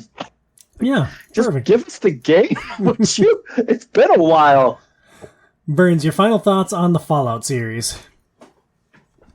Yeah, I mean it's phenomenal, and as I've kind of said before, I don't think people need to be.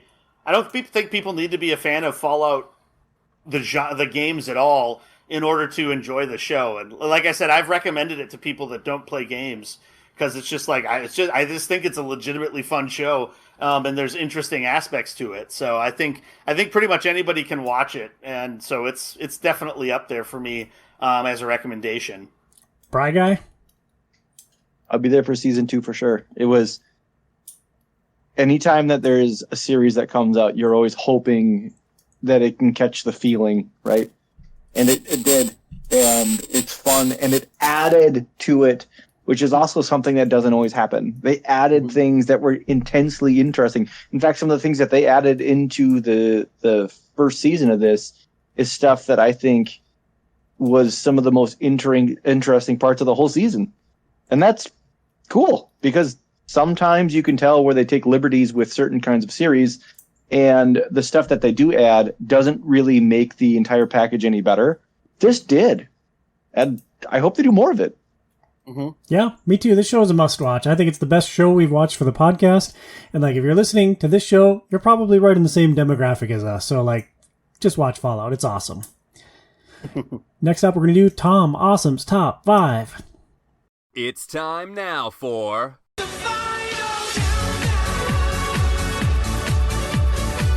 Tom Awesome's Top 5 Countdown. 5, 4, 3, 2, 1.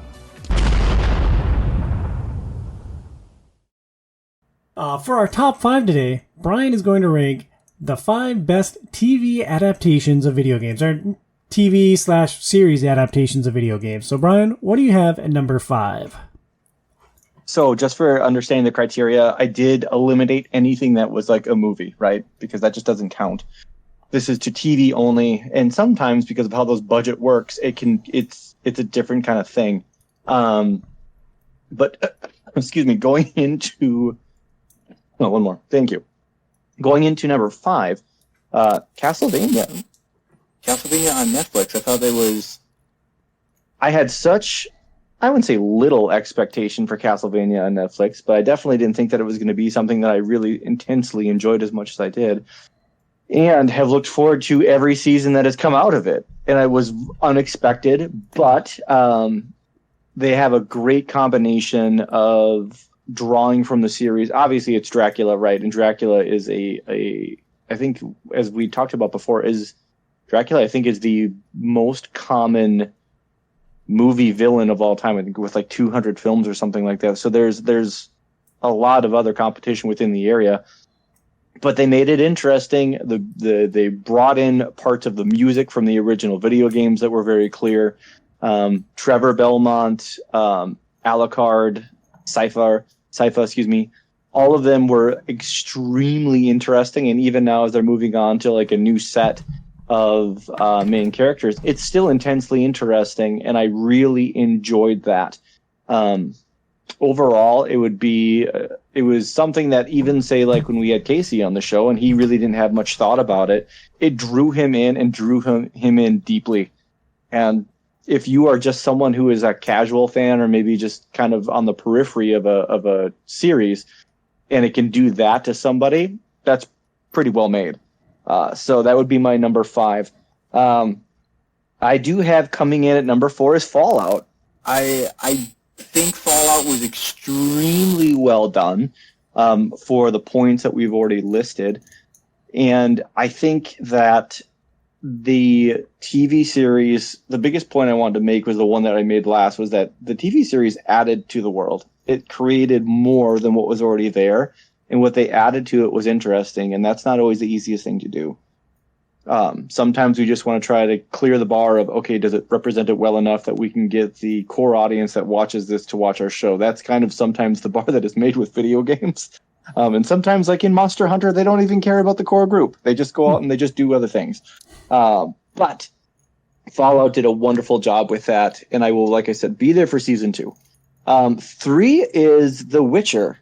Now, this one's interesting because I think there's lots of people who have liked the Witcher series and lots of people that have hated the Witcher series, but I think that the world that they inhabit is interesting enough that it is something that, like, I always want to see more adventures within it. Now, Tom, knowing that you are not someone who likes stories that are not told in a sequential order, did you watch season 1 of The Witcher? Yeah, we did a podcast about it. So yes, I'm familiar with season 1. How did you like season 1? Was because that was all over the place, and they were not clear about that. Did that bother you? It bothered me less than the books, because the books oftentimes just didn't make sense with how it was presented.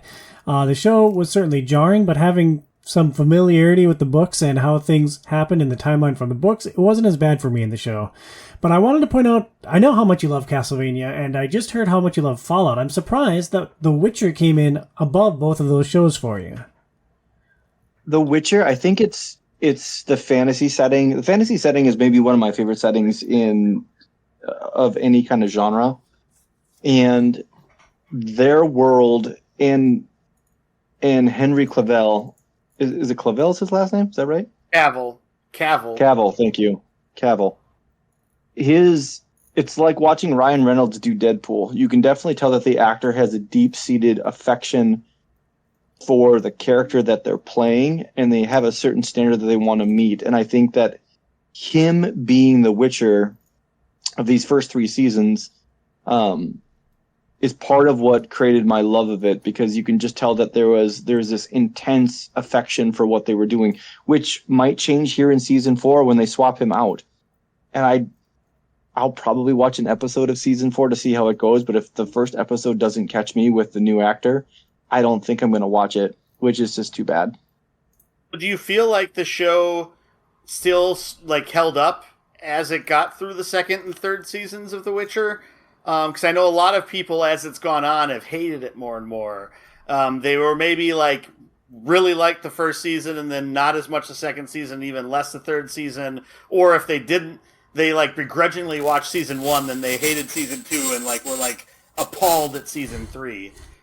Did you have a similar sort of? No, I would say that I liked 2 a lot. I liked watching. What is the name of the young girl, you guys?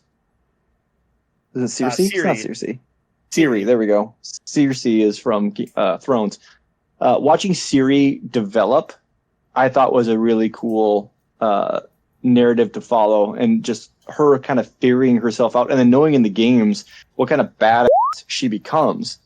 I think that was very enjoyable, and I thought 3 was just kind of a little bit all over, but I had enough good interactions and good feelings from the first 2 seasons in the bank that I'd watch 3 again. I wouldn't mind that too much.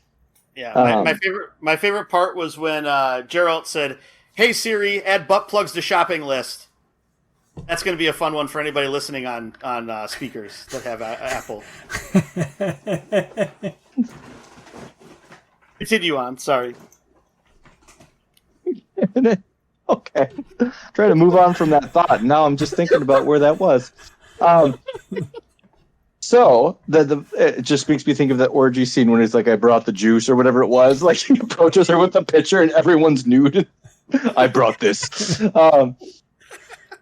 Number 2, which actually probably even could have been number 1, was Pokemon.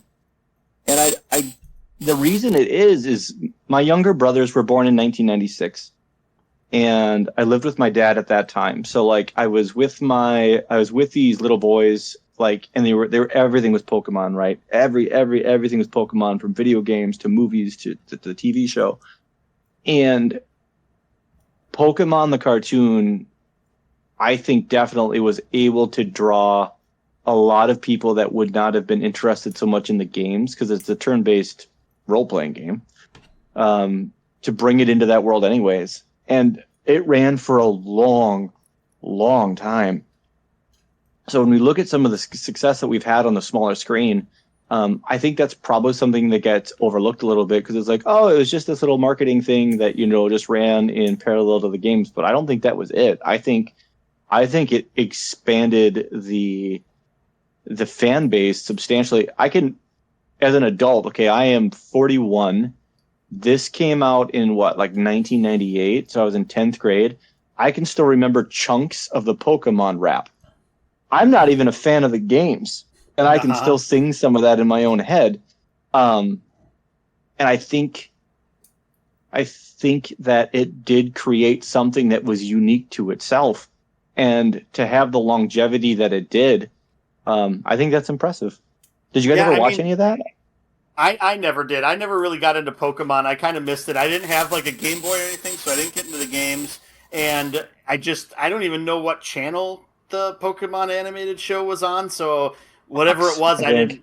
Okay, I never paid attention to it. I was kind of past cartoon mode at that point, and I was like more into anime, and that wasn't as anime was when I got into anime. So there you go. But yeah, interestingly enough, I think it was just last year the actual main arc of Pokemon ended, because like last year was when the final episode was, where like Ash finally became like the Pokemon master and defeated the final ones or whatever.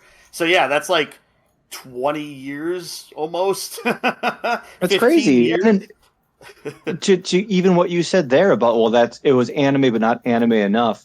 I think that might have been the gateway for a lot of people to get into anime. It was a start.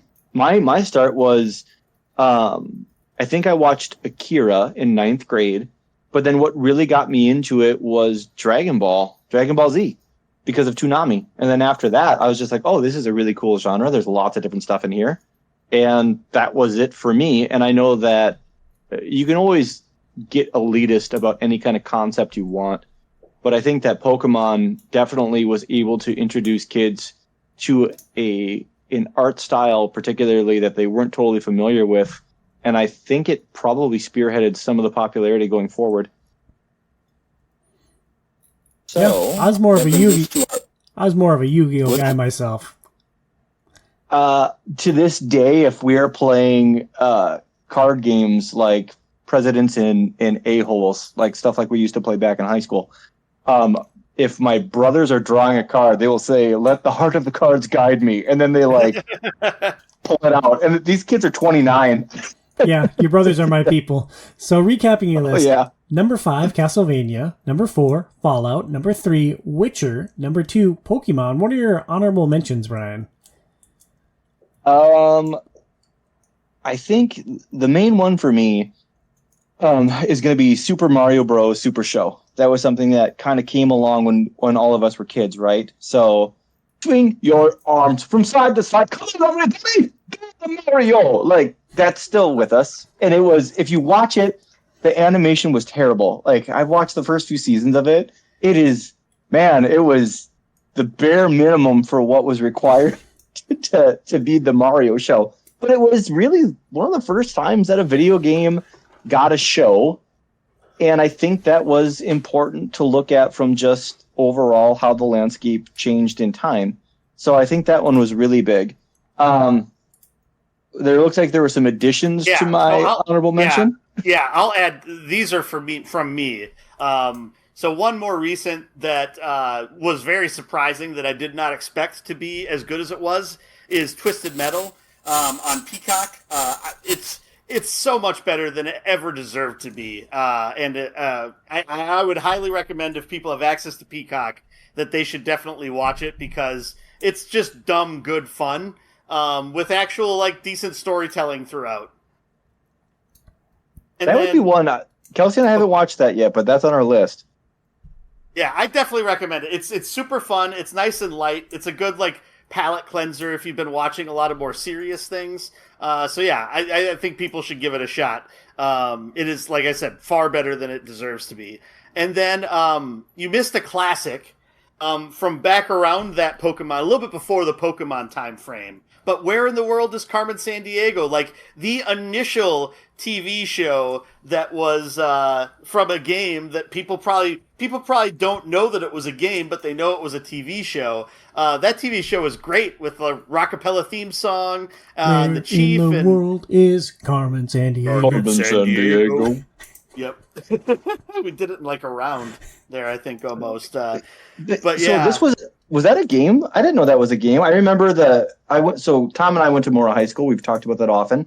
And I remember that being a choose your own adventure book. Yep. But that was the only thing that I had ever seen prior to the show. So I just assumed it had come from the book series. No, so it was initially, I could be wrong, but I'm pretty sure it was initially a computer game. And then they created the choose your own adventure books off of it and the TV series off of it. But yeah, and it was a lot of the same thing. You would go to one location, and then you're trying to figure out you find out what the crime was. You try to figure out who did it and where you have to go next to try to figure out. And so, yeah, it was a sort of a mystery game that you're solving, and each one, it must have been randomly generated as to how it would go, because you just play it again and it would be something different. And yeah, the game was awesome. Like, I used to play that at like a friend's house because he had it. Where in World is Carmen Sandiego and Where in Time is Carmen Sandiego was another one that was out there. So it was time traveling in there. Those games were awesome. They were the best. And the show was a great game show. That was like one of the shows when I was like in my preteens that I would like watch every day when I got home from school, because it was just like, yeah, I gotta watch Carmen Sandiego now. That's great. So yeah. That's got to be at least in the honorable mentions. Yeah, good call. And it was good enough to influence Mario is Missing. If you guys remember that Super Nintendo game, a lot of that was directly from Carmen Sandiego. That's funny how that worked. And number one, and I don't think this is too controversial, is The Last of Us. Tom, I really, really, really hope that you and Phoenix do get a chance to watch it. It is a well done series. It is a powerful series. There's not a lot of things that Pedro Pascal has done that I have not enjoyed. Wonder Woman 84.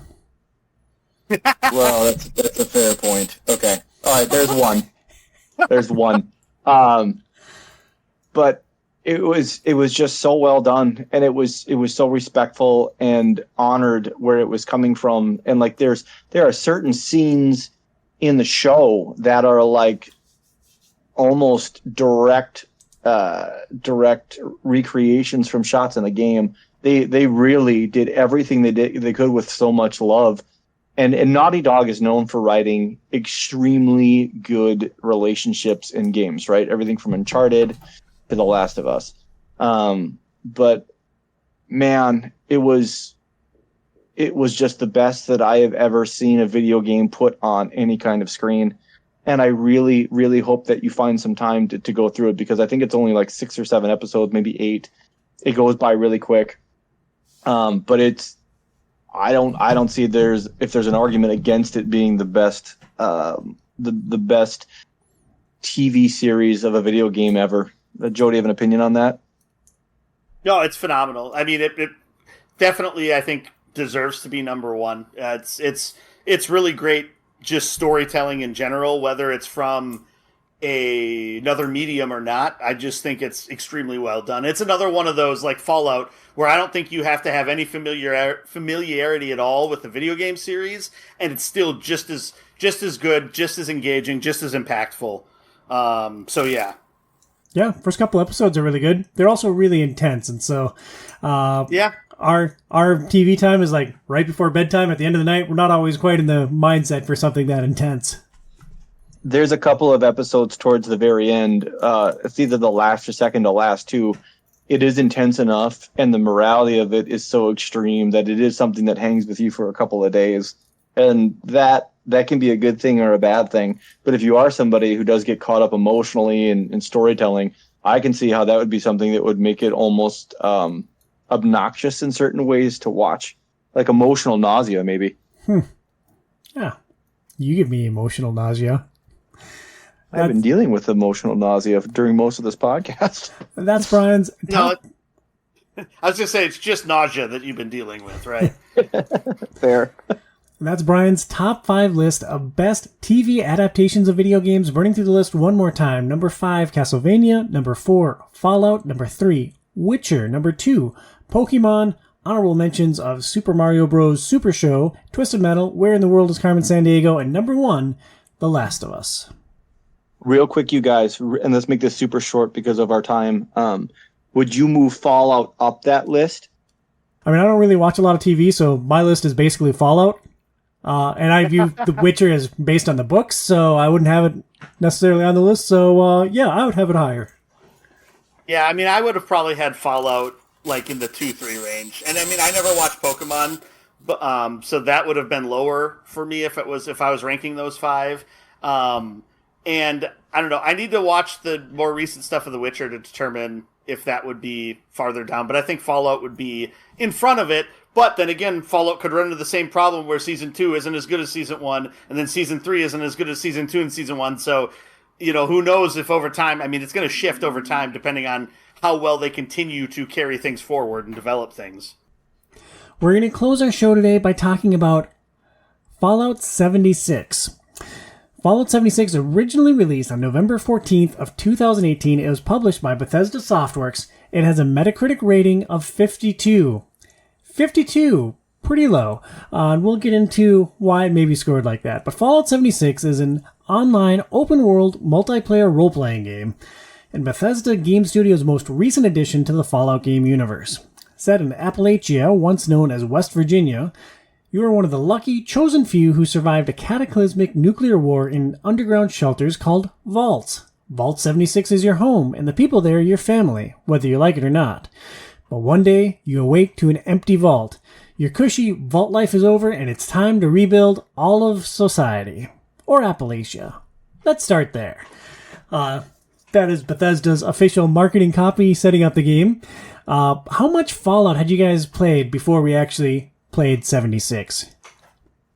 I had played 3 and Fallout New Vegas. And Fallout New Vegas, if anybody's wondering about maybe a spot to jump into the series, that would be one that I would say that might be the best that they've produced. And it's wild that it was kind of like a DLC almost, but it really was some of the best of Fallout. But I didn't play. And it was the one that wasn't created by Bethesda Game Studios. That was created by Obsidian. There we go. So yeah, it's funny, but yeah, that's what a lot of people have leaned on for years. That New Vegas was the best of all of the more recent ones. Oh yeah, and I didn't really play any of 4, though I know like friend of the show, Corey Helene. He's not a friend of the show. He's a stuff... Patreon backer. A friend of the show is somebody who's been on mic. All right, sorry. I guess acquaintance of the show that we don't really talk about. Or Patreon supporter Corey Helene. Corey loved it. I think he had put an ungodly amount of hours into it, but just the base building in 4, I think if you like base building, I think that's what drew a lot of people to 4. That's not really my thing. And for those that did like that, holy man, they found their game. Yeah, Bernsey, how about you? Yeah, so I've played about 15 to 30 hours of both Fallout 3 and Fallout 4. Never got anywhere near to finishing either of them, mostly because of my issues with open world games. And then I dabbled at one point years ago with the original Fallout, like a couple of hours, and I knew it was a different game completely, and it definitely was a different game completely. So yeah, that's my experience with the Fallout games.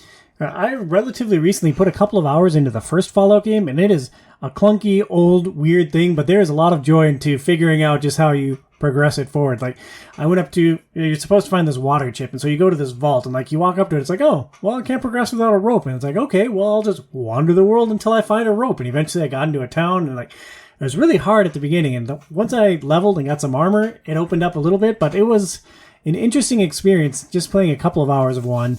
I played I know I played more than 10 hours of 3 because I played in the last 2 weeks of my trip to Canada, so I played that relatively recently. And prior to Diablo 4, Fallout 4 was the most played game on PlayStation for me. Or, no, maybe second most to Dragon Age Inquisition. So, like, I put over 80 hours into that game, and I openly loathed it, but at one point I'm like, I'm so far into this, I gotta finish this off. So, that was my experience with Fallout. I mostly enjoyed my time, except I didn't like 4 very much. Fallout 76 is a different beast because it's an MMO, and Burns, you've spent a good amount of time with several of the best MMOs that are currently on the market. As someone without a long history with Fallout, what were your expectations heading into this game? Yeah, I still ruffle a little bit at it being considered an MMO. I mean, their marketing copy called it that. The player count that you encounter is a little small for it to really be an MMO, but yeah, for the sake of comparison and everything like that, I mean, the way the game is now, I think that it's a good online multiplayer game, and the shooting I feel like feels a little bit better than it did of what I remember of Fallout 4, seeing as how without VATS, I mean. VATS made shooting in the older Fallout games so much easier. Otherwise, it was a super, super clunky mess. This is a little bit less clunky mess when it comes to shooting in Fallout 76. Because of the world that Fallout is, I think there's some things that you can stumble across in the world of Fallout 76, so it is reminiscent to an extent of MMOs. The fact that you can have player-built camps in the game that you can encounter and use, I think that adds something that a lot of MMOs can't have or don't have a lot of. So that, I think, is a unique aspect of it.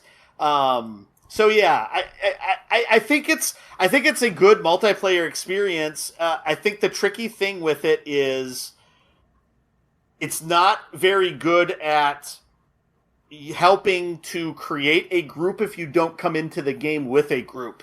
You can easily join someone's team, but the meta within Fallout 76 is that you just join someone's team so you gain experience when they do crap. You don't actually work together with them.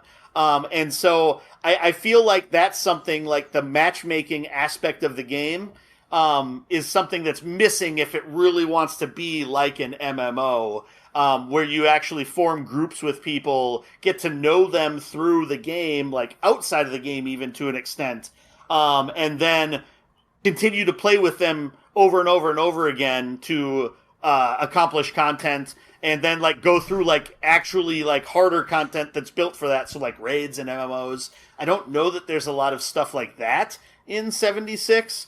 My understanding of how the community plays it is, if you don't have a group coming in with you to play it together, you just do stuff solo. And and team up with people just to get buffs from them. And so, yeah, and so I think that's a little bit of a knock on the game, that there's not a little bit more of a easier way to play as a group if you don't have one created when you come in. Well, that's interesting, because I've always struggled with MMOs because I don't play well with strangers. I tend to be a little bit extra for people that aren't already familiar with me. So I walked into this game expecting to hate it because everyone else on planet Earth apparently hates it. And I'm like, oh, this is actually really fun. I'm just doing my Fallout thing. And it's like, oh, there's someone on the map down there. Oh, somebody came and murdered every NPC in this town. Okay, well, it's a little dark, but I'll just come over here, grab some junk and scrap it and go on my way. So it's interesting that the lack of a social aspect is a drawback for you. And for me, it's like, oh, this is an MMO just the way I wanted. It's this big empty world that could have more people, but it doesn't. Well, and so I think now is probably as good a time as any to talk about this. So yeah, the Metacritic was what, 52 you said? 52. Brian, the Metacritic was 52. So real quick, a lot of the reason... real quick, what was the Metacritic? 52. 52. Oh, thanks. Thank you. So I think the biggest thing that we need to have is context around that. So when the game first came out, they had quests in the game, but they had no NPCs basically to give you the quests, if I recall correctly. Yeah, it was audio logs. Yeah, and so the vast amount of interacting you have with different NPCs, that just wasn't there. And so I feel like if I would have played that game, I would have liked it a lot less than I do now. I believe there's been lots of other streamlining of just the systems in the game and how a lot of stuff works as time has gone on. They've also just most recently added a new area that didn't exist before. And so, it's expanding. It's definitely because of the TV series blowing up. A lot of people have jumped into a lot of the Fallout games, and 76 is one of them because of the multiplayer aspect of it. I think the other thing that hurts the game is that there's no crossplay across systems. I think that would help open things up a little bit too if you would be able to link up with them. But I can see how that would be a little hard given how there isn't a Bethesda account that you have that then everything links to. It's basically just whatever your game system account is. So I can see why that's maybe a little more difficult to try to build out retroactively, seeing as how when the game was first made, crossplay wasn't as popularized at that point. So yeah, I feel like if the game was re-rated now, I would have to assume the Metacritic would at least be another 10 to 15 points higher, if not more. I do still think there's some negatives to the game, which we'll get into, but I just wanted to throw that out there for context. Well, let's get into those negatives. Brian, you've never really bought into an MMO before. What was the overall Fallout 76 experience like for you? So it's not that I've never bought into an MMO. It's just when MMOs, particularly when they're hitting the scene, particularly like World of Warcraft, I was in college and I literally watched, Tom, you've talked about how you almost failed out of school due to what you were doing there with it. And I was worried about that with me because I know how I play games. And so that's why I always just kind of kept a healthy distance, because I'm like, okay, I have a long education that I have to get done, and then and maybe I'll have time. But from kind of, the concept, I think Joe put it really well for talking about like an MMO and what defines an MMO. And I really think that this game really kind of, if it does go over the bar, it's at the lowest setting that you can have to be an MMO. I'm trying, I told Joe before we hopped on here, I want to go through this, but I don't want to come across as like angry video game nerd, right? Because a lot of the experience was negative. And it comes from a couple different things. I do think that the world was really cool. They built this big, beautiful Appalachia in a lot of ways for all of the wasteland that it is. It was beautiful. And it's kind of cool to get to walk around and see this place and see the aesthetic that they created for the world and everything else that comes with it. I would also say at the same time that it gives me tasks to do, but they just feel like tasks. There wasn't... Yes, and when I played by myself, like I did sit and read more of the dialogue, because I think when you guys and I were playing initially, I'm blowing through everything. Tom's complaining like, God, why do we make the guy that hates dialogue the leader? Because he's just blasting through. But when I did sit and listen to some of the stories, a lot of them weren't all that interesting. And then on top of that, we've got a base building mechanic, and maybe that draws people in. It doesn't for me, and that's just personal preference, so I can't bag on that too much. But it did feel clunky. I didn't realize how much the VATS system, how important it is to Fallout until I was playing this, because this is a very subpar shooter if that's how you're going to play it. The controls are clunky. There is literally times I'm hitting L2 to bring up my shotgun, and I'll hit it, and there is a half a second to a second delay before my gun even comes up. But then sometimes that delay's not there, so that doesn't even make any sense. Firing the weapons was clunky. Aiming is clunky. I'm not someone who plays story-based games for the story, and I'm willing to play through bad gameplay, but a lot of it was bad gameplay. And I was talking with one of my patients. He was telling me that he bought the initial version of this, that when it first came out, that was the collector's edition. He spent $200 on the first version of this game. Came with a helmet. Came with a helmet, and it came with supposedly what was going to be a canvas bag that all the influencers were showing off. But then when the actual people that bought it got it, it was like a 5-cent nylon bag. And then there was massive blowback based on that. And then Bethesda had to apologize and then send out a bunch of new stuff. But it just, Fallout is a world that is interesting because it is lived in, and it didn't feel lived in. It felt like I was finding little things all over the place, but most of it is just scrap. I'm over encumbered all the time. And when you're over encumbered, you can't fast travel. So you're carrying, it's amazing. Like, to be honest, they should have halved the weight of half the stuff you were picking up, because it was ridiculous how many things that I was not carrying and skipping because I'm like, oh, that'll push me over the limit. So it was a beautiful world, but it was boring. It's like if anybody's ever dated somebody who is aesthetically gorgeous, but they have like the personality of a mop bucket, that's what this was. And it just sucked. It's like they got a bad laugh, and it just bothers you every time that you tell a joke, and then you don't want to be around them. I don't want to be around this game. What is this, an episode of Seinfeld all of a sudden? I don't know what this is, but like I could see where the potential was, but like, again, the biggest thing was probably the VAT system not being involved. Yeah. That doesn't make this a good game. And that's why I was like so surprised. Well, Tom's like, oh, it's super fun and I'll play this again. And I was just like, well, Brian, I haven't said those things yet. Myself, You're reading show notes from further down the sheet again. Sorry. Tom enjoyed the game, folks. You'll find out. I did not, and I'm telling you that now. So I mean, you can't tell me this isn't a true Fallout game if encumbrance doesn't become frustrating, because that's every effing Fallout game for you. That's 100% fair. But I also really agree with your point about the game is not nice about letting you play with other people. I grouped up with people I know in the real world, and as we're playing, we can't even do the same mission together. We all were doing the same mission, but we could only do it one at a time or go in separately. That doesn't make any sense. Quick point on that. Why is that a thing? I think it was a bug, because when Burns and I were playing, just the two of us, we were doing quests together. So I don't know why it was really unaligned when you were a part of the group, but I think it's just a bug. The only other thing the only other thing I can think of is that I feel like what might have happened too is that, like, you and I ended up doing different choices for that main mission that we were playing, Tom.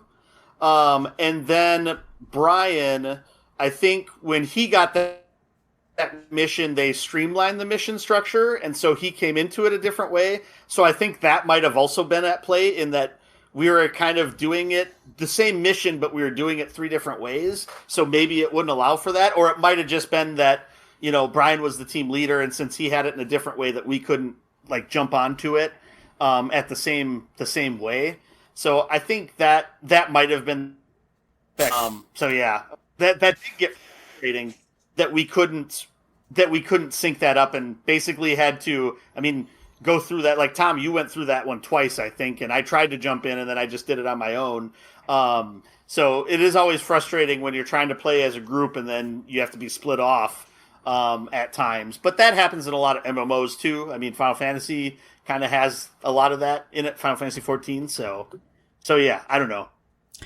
Overall, I thought this game was super fun. I played a melee-based character named Gal Gadot. Burns, what was your character build like, and was it a fun way to approach this game? Well, so since you were playing it a melee character, and also seeing as how most of the time first-person games, I really don't like melee at all. So I wanted to be somebody that was range shooting. So I basically just started off maxing out, or not maxing out, but putting my points into other stats. And then as we got into it and we got into that first quest, I was like, okay, I want to focus more on charisma. And so then that's what I started putting my points into quite a bit. And then I created an old man as a character because I was just like, I don't know, it'd be fun to see an old man wandering around the wasteland shooting things. So yeah, I was an old man in like a Candy Striper amusement park suit for a good long time. Was it a dress? It looked like a Yeah, I dress. mean, it looked like a dress. Yeah, you're cross-dressing through the wasteland. Hey, you know, you do you, I do me, okay? Brian, what kind of character build did you have? I was a man of mystery and intrigue. I had mascara on. I don't even remember what my name was. And then I did mostly shotguns because it was kind of nice because all three of us had very different builds.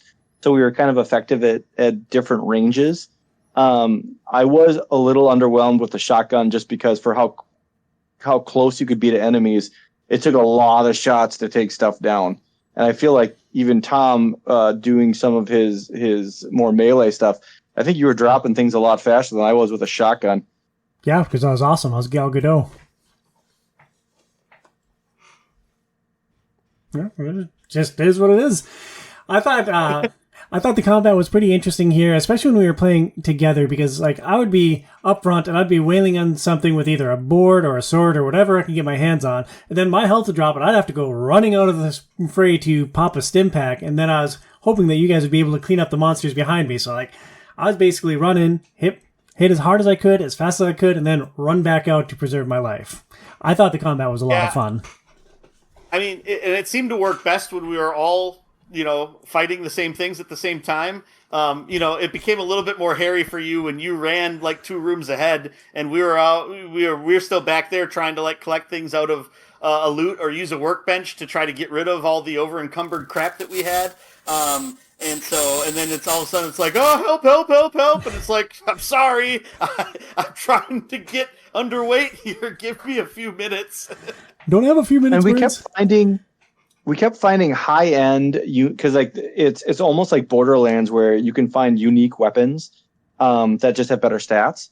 And multiple times I wound up finding unique melee things that I just gave to Tom right away. I was like, oh, okay, I'm not using melee. Go to Tom. So that might have been some of the reason that Tutor was a little bit more fun, because you were getting some more kind of unique things to use for that. I gave you a part musket. of the game was when. What'd you say? I gave you a musket. You did, and to be honest, I shot it once, and it was good, but the reload took forever, and it was like, okay, this is going to be definitely like an X potion where you only use this in like dire situations. But running through that building, killing the super mutants as a group, that was some of the most fun I had, and that's where it did shine a little bit. Yeah, like when Burns jumps into a vat of chemicals, panics, and then takes off his hazmat suit and just melts. 100%. So I had jumped in initially without it on, and I was just exploring this vat, and I saw how fast the rads were adding up, so I had to get out quick. But like I was like, okay, at least I could see it. He jumps in, and the hazmat suit wasn't stopping at 100%, so he panicked. I'm standing on the catwalk watching him. Then I watch him get nude, and then he dies. And I'm like, oh, like, what? Okay. Well, because I got frantic. I was like, how the heck do I get out of here? It's like, oh, I thought I was going to take no damage because this hazmat suit was going to be like plus 1,000 protection against radiation. So that started going up, and then I accidentally must have hit start and then just like took it off. And yeah, thankfully, I kept most of pretty much all my stuff after dying that way. So otherwise, it would have been really hard to get back to that vat of goo to try to get stuff. Yeah, and you wouldn't have panicked as much had you seen how fast the rads were going up on me when I was unprotected. It was probably remarkably quick. I got one lap around the vat, and I'm like, I have to get out. I mean, I saw how fast that was after I took my hazmat suit off. It went fast. Throughout the game, you explore Appalachia, you complete quests, you smoke some mobs, you gain XP, and you level up. It's not that far off from any Fallout or other action RPG. Burnsy, did that core gameplay hook grab you? I don't know. It's to be honest, I think because we were playing it co-op, I never really got into that loop. The loop for me was I picked up too much crap. Now I have to find a way to get rid of crap. I am running across the wasteland to get to one of you because I can't get rid of the stuff unless I find a stash or something to get rid of it first. And then it's like, oh, okay. Now which quest do I need to select again? And okay, I can't see which of these indicators was that. So okay, clear all the active quests I have and put this one up so I can try to find that. I don't know. Like I went so far back and forth from like really enjoying what was going on to just being constantly frustrated to what was going on. And I never found like that sweet spot where it was like, this is just all kind of working. And it was like a confluence of things, I think, that were causing that. And so yeah, so I never really got into the core gameplay loop. But that might have just been a me thing. No, you put it really well, because like every time that we were starting to get some momentum and have some fun, something would pop up that would make us have to stop the fun and like either empty our bags or go do something else. And it's weird because you never get momentum. It just felt like you never got enough momentum of the enjoyment of it. There was always some small thing that you'd have to deal with to prevent you from kind of enjoying that continued progress. And I just felt like that just over the 4 hours that I played it, or 5, that was a repeated thing. Over Encumbered was just one of them, but it would repeatedly pop up. I agree that the over encumbrance was a bummer and a burden both. But for me, I had a solution through the leveling up system. I really enjoyed the core gameplay loop. I had a lot of fun wandering through the wilderness on my own, but once we played together, this game really shined. But the way I leverage the leveling system, and I'll set up the system here, the leveling system is very unique. Each time you level up, you put a point into a special attribute. There's 7 attributes in Fallout, and they each have a letter that spell out special. And then you get to pick a perk card. These could range from making you more effective with specific weapon types, to making things lighter, or making your character more resistant to different dangers. Before we talk about whether or not we enjoyed the system, like the way I used it, I made everything lighter, and then I expanded my melee weapon crafting options. Like early on, I found out that you could reduce the weight of all the drugs in your pack, including stim packs, and it's like, oh, well, if I'm going to carry 40 stim packs, I probably need to reduce that weight stack quite a bit. So I prioritize those, then I prioritize things for food and water because I really like the cooking system in the game. And then like I took a lot of perks that just reduced the weight of stuff, and I ran into far less encumbrance problems than you guys did in our shared time. But that was because because of your build and what you were doing, you were building out strength, right? So I think a lot of the encumbrance saving stuff was either strength or endurance. Endurance was the food and the chemicals one, but I wound up putting a lot of points into intelligence too.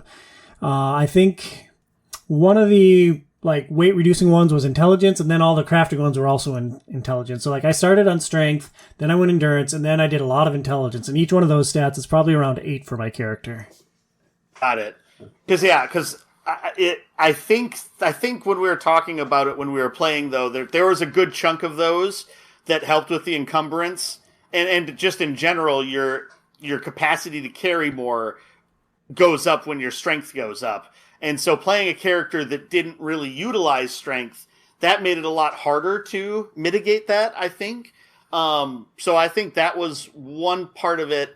And trust me, nothing frustrates me more in a game than when, just because of dumb reasons, a certain stat needs to be prioritized over others. So for instance, Dungeons and Dragons, I absolutely hate wisdom as a stat. Wisdom as a stat is the dumbest effing stat in the world because, hey, why don't we make 70% of the checks that are of the saves that you have to do from enemy spell effects a wisdom saving throw? And why don't we make perception based on wisdom, which is like one of the most overused stats that DMs make you use constantly throughout the game.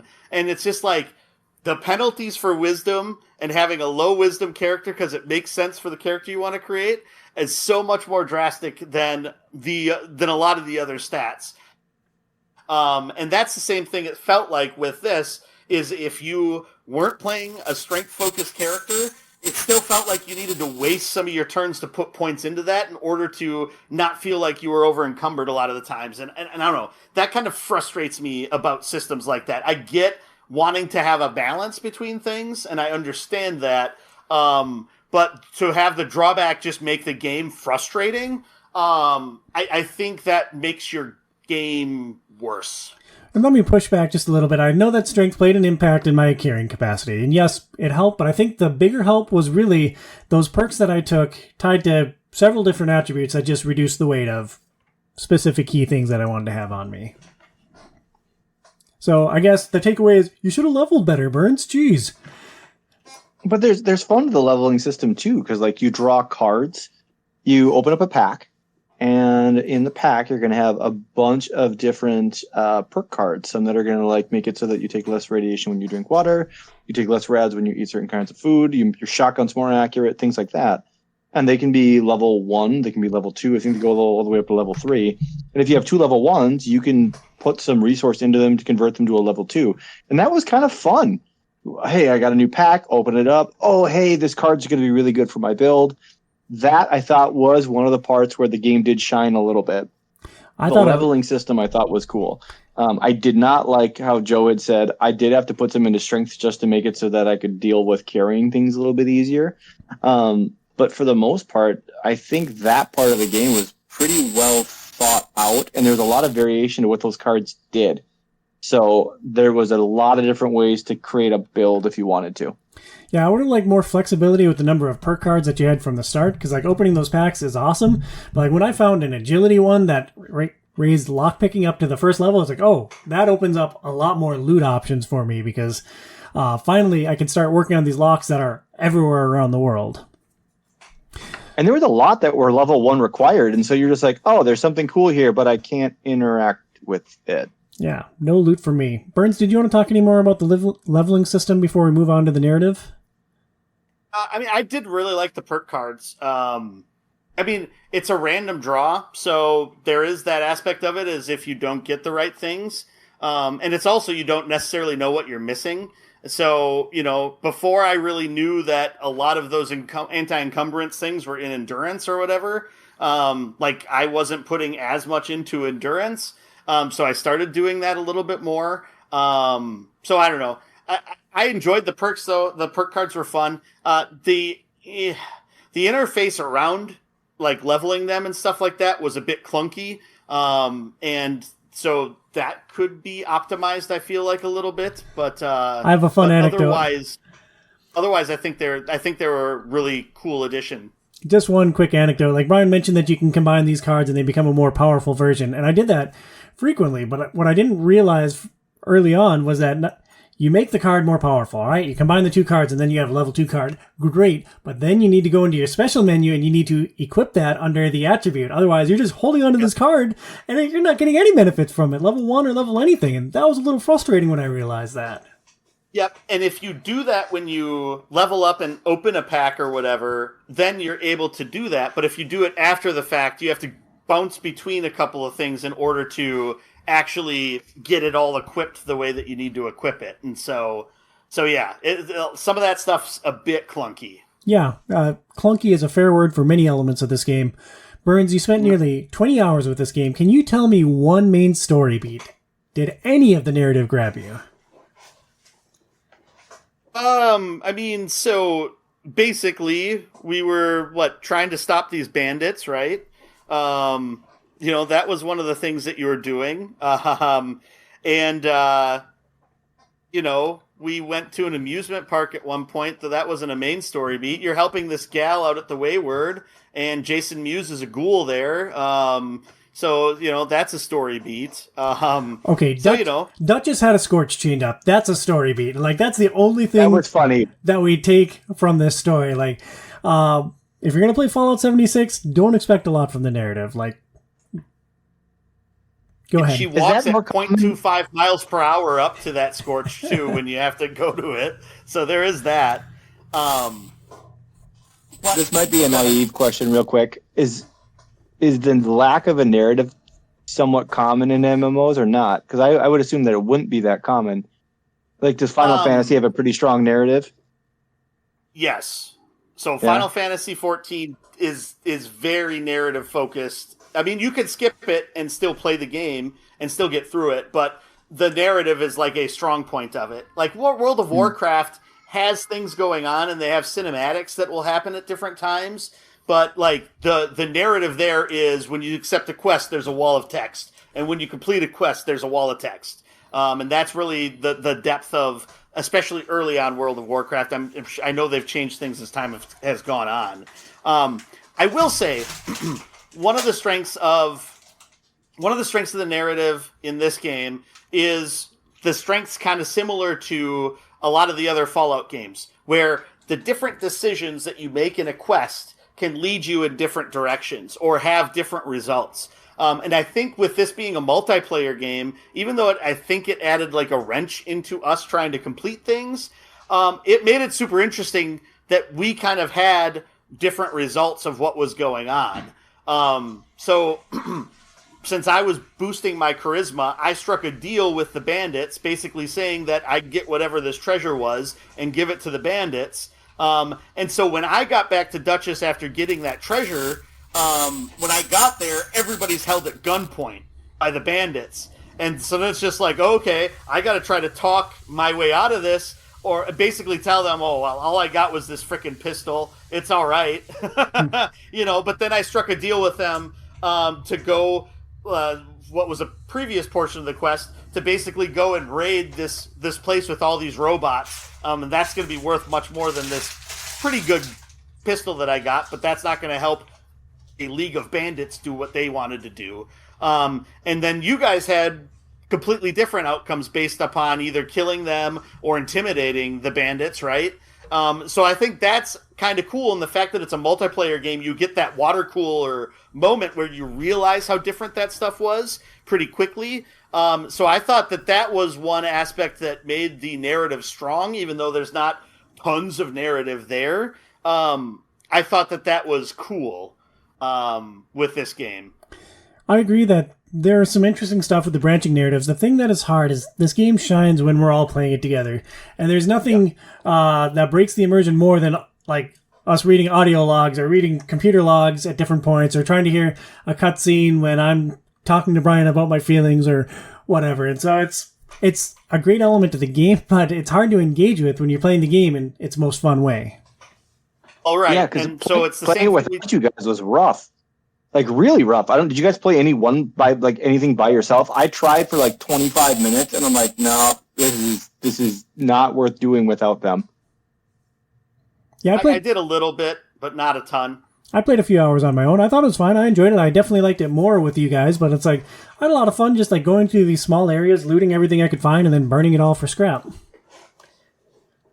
But it's a lot like when we were talking about, like with Borderlands, when we talked about Borderlands 3, it's that same problem that you have with co-op games. And it's so hard to make narrative work when you've got this stuff where it's just, you're just trying to do stuff with your friends and go through things, and everybody's moving at a different pace. That's one of the other things that made this a little bit difficult, is that it's like, okay, well, Tom and Brian are like 3 steps ahead here, and I'm trying to get caught up, but I had to get unencumbered first and all this stuff. And so it's just like that whole aspect of it, and how you really couldn't sync up the quests, or we couldn't get the quests synced up, so we couldn't all do it at the same time. kind of felt like you just ended up perpetually either ahead or behind. And I'll tell you, being behind was a little bit more frustrating probably than, being ahead. So I think that is one of the things that this game struggled with quite a bit, was that aspect of it. And maybe it would get better as time went on. Maybe it'd be different with the different group. I doubt it though, because that's just a really difficult problem. Whoever solves that problem in co-op multiplayer games with like a story and how that's delivered, I think is going to make a mint. And that's kind of the problem, to segue into the base building stuff. Like, that's where I think the base building struggled a little bit too, where you like can create a workbench to tinker your stuff, to fix more weapons. You can make food that's going to give you different attributes. You can do, you can fix up your armor, stuff like that. And I saw some of these really high level bases that were really cool. There was they built these big, beautiful things, but when we're playing it, and part of it is the parameters with which we were playing, right? We were trying to get as much of it that we could get out of it in a short amount of time. The base building really isn't related to any of that. The base building is just kind of its own little side thing that you can do, which does benefit you, but it also takes time. And we were more driven by like trying to get the missions going forward. And that's why I think that's a little bit of a struggle. If you are playing with a group, you kind of have to have your own separate time away from everybody to interact with this part of the game, because that takes time, and it's not something that there's a benefit to doing it with your friends in really any way. It's just outside of like, hey, where do we build these bases so that we can fast travel more easily? And other than that, I didn't really interact with it too much. I think that this game was most fun when we were playing together and slaying monsters together. And I think we're all aligned there. But when we weren't doing that, like when I was on my own, I thought it was a very chill experience. And like I thought it was fun to just wander around, grab some loot. I thought the base building was super fun, and like trying to build my base, it was a little less fun because it gets a little wonky, and sometimes they just uproot your base and say, well, it can't be there anymore. It's like, oh, well, now I got to try to place it, and I have all these weird edges to it, and I spend 5-10 minutes trying to set it down somewhere while cursing nonstop to Burns. But I thought some of the side stuff was really good. I went down a bit of a cooking rabbit hole, which was never a detriment to the team. Right, Burns? Yeah, like when you're sitting there cooking and we're getting swarmed by a bunch of Scorch with placards that are protesting something, and robots coming from a different direction, and then super mutants coming from above, and Tom's just sitting at his cook pot, just stirring away, and I'm just like, as they're just swarming past him, attacking me, and that's it. Yeah, that was never a detriment to the team. Oh, that was one of my favorite moments in this game. I mean, there's a lot of side stuff that you can do. I appreciated the chill elements of this game, and it's maybe one of the reasons why it resonated so much with me. But Jory, what would it take for you actually to jump back into Fallout 76? I don't know, like a complete shutdown of the Final Fantasy 14 servers? No, even then it would just be like there's other things to play on top aside from that. Like, if I was going to go play a Fallout game, I'd probably jump back into like 3 or 4 as opposed to jumping back into 76. Legitimately, the only time I would play Fallout 76 is if you guys wanted to get together and play again. Like, that's legitimately the only reason I see, because that was the most fun, was when we got into firefights, or, we got into one firefight, which drifted into a second one, which drifted into a third one, and the next thing you know, the servers are shutting down in 2 minutes, and we're fighting a beast that's like 5 levels above us, as well as a swarm of robots. Like, that was the stuff that made the game fun. Everything else just kind of got in the way of it, and like, I feel like Fallout 76, since it's the type of game that I'm going to play, like, multiplayer, if I'm playing solo, there's no point in being there unless it's just to get set up for when we play next multiplayer-wise, because, like, I don't want to move a quest forward because we're going to try to do the quests as a group, or at least go there together and then do the stuff solo if that's what the game forces us to do. So it's like... So, I don't know, it's just like that conundrum that I don't want to push anything forward if we're going to try to do these things together. So, I don't know, it ended up in like a weird catch-22 for me, and I ended up having more frustrations than fun, so I probably wouldn't go back and just sort of dwell in the game solo. I'm sad to hear that. Brian, how about you? What would it take for you to jump back into 76?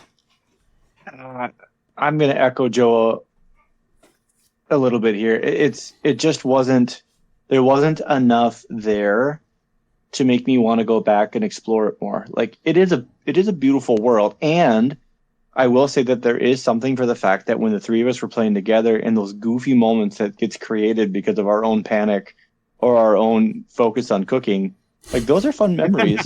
and the game lets you have those. And there's some games that like don't even give you that. So there's that.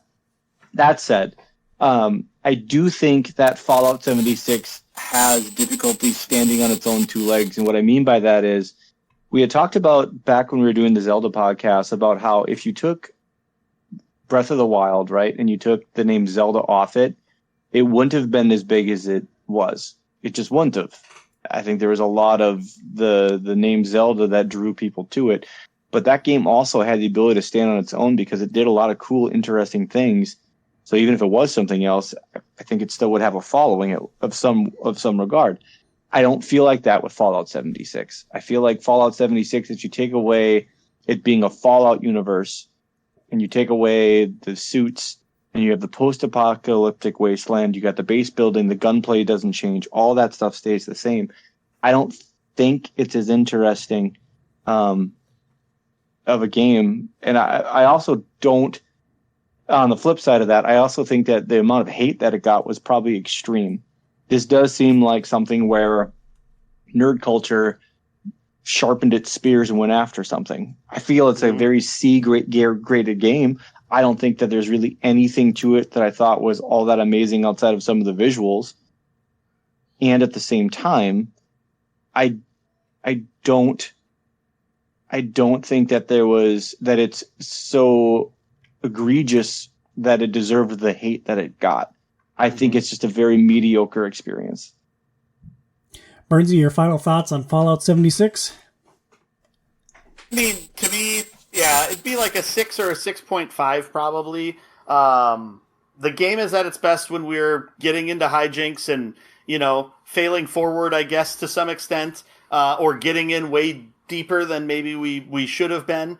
I think those were the most fun aspects of the game, and a lot of the other aspects of the game just kind of, it was either finding a way to make them as less obtrusive as possible, or they just got in the way of the experience. And it was kind of like, I posed this question to you at the end of the last time we played, Tom, and it's like, if I had to decide between playing more of Fallout 76 and playing something like No Man's Sky or another game that can be multiplayer that's like survival oriented, like I would do No Man's Sky like 10 times out of 10.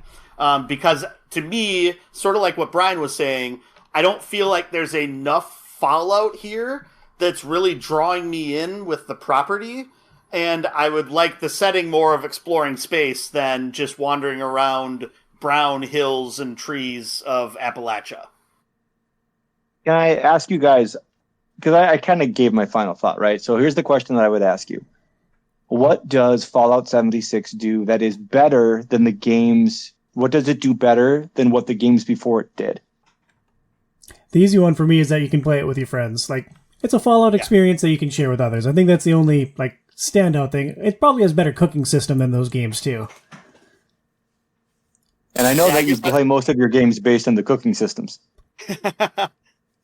Well, I mean, crafting is a lot of these types of games, and I don't remember there being a whole lot of interesting crafting systems in Fallout 3. 4 had a little bit more with the town building and stuff, so I don't know exactly how to compare those, but yeah, it's that and just that you could play together.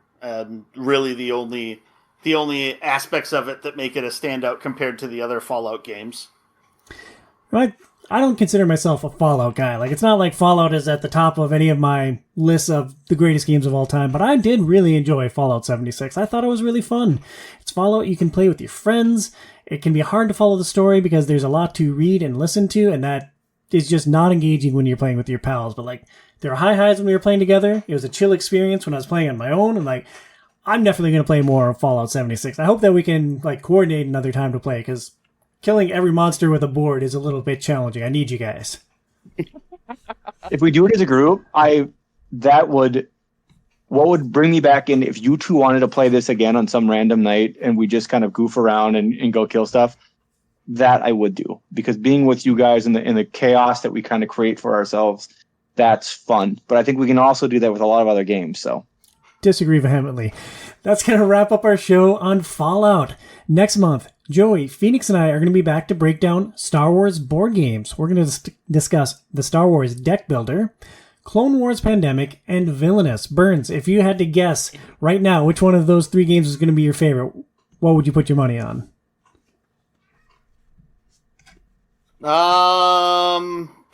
To be honest, I don't know. Maybe Villainous from what I heard about it, but I'm not sure. Yeah, I've played a fair amount of the Deck Builder already, and I love that game. And Phoenix loves the Pandemic system, so I think it'll be pretty interesting to see which one of those works out.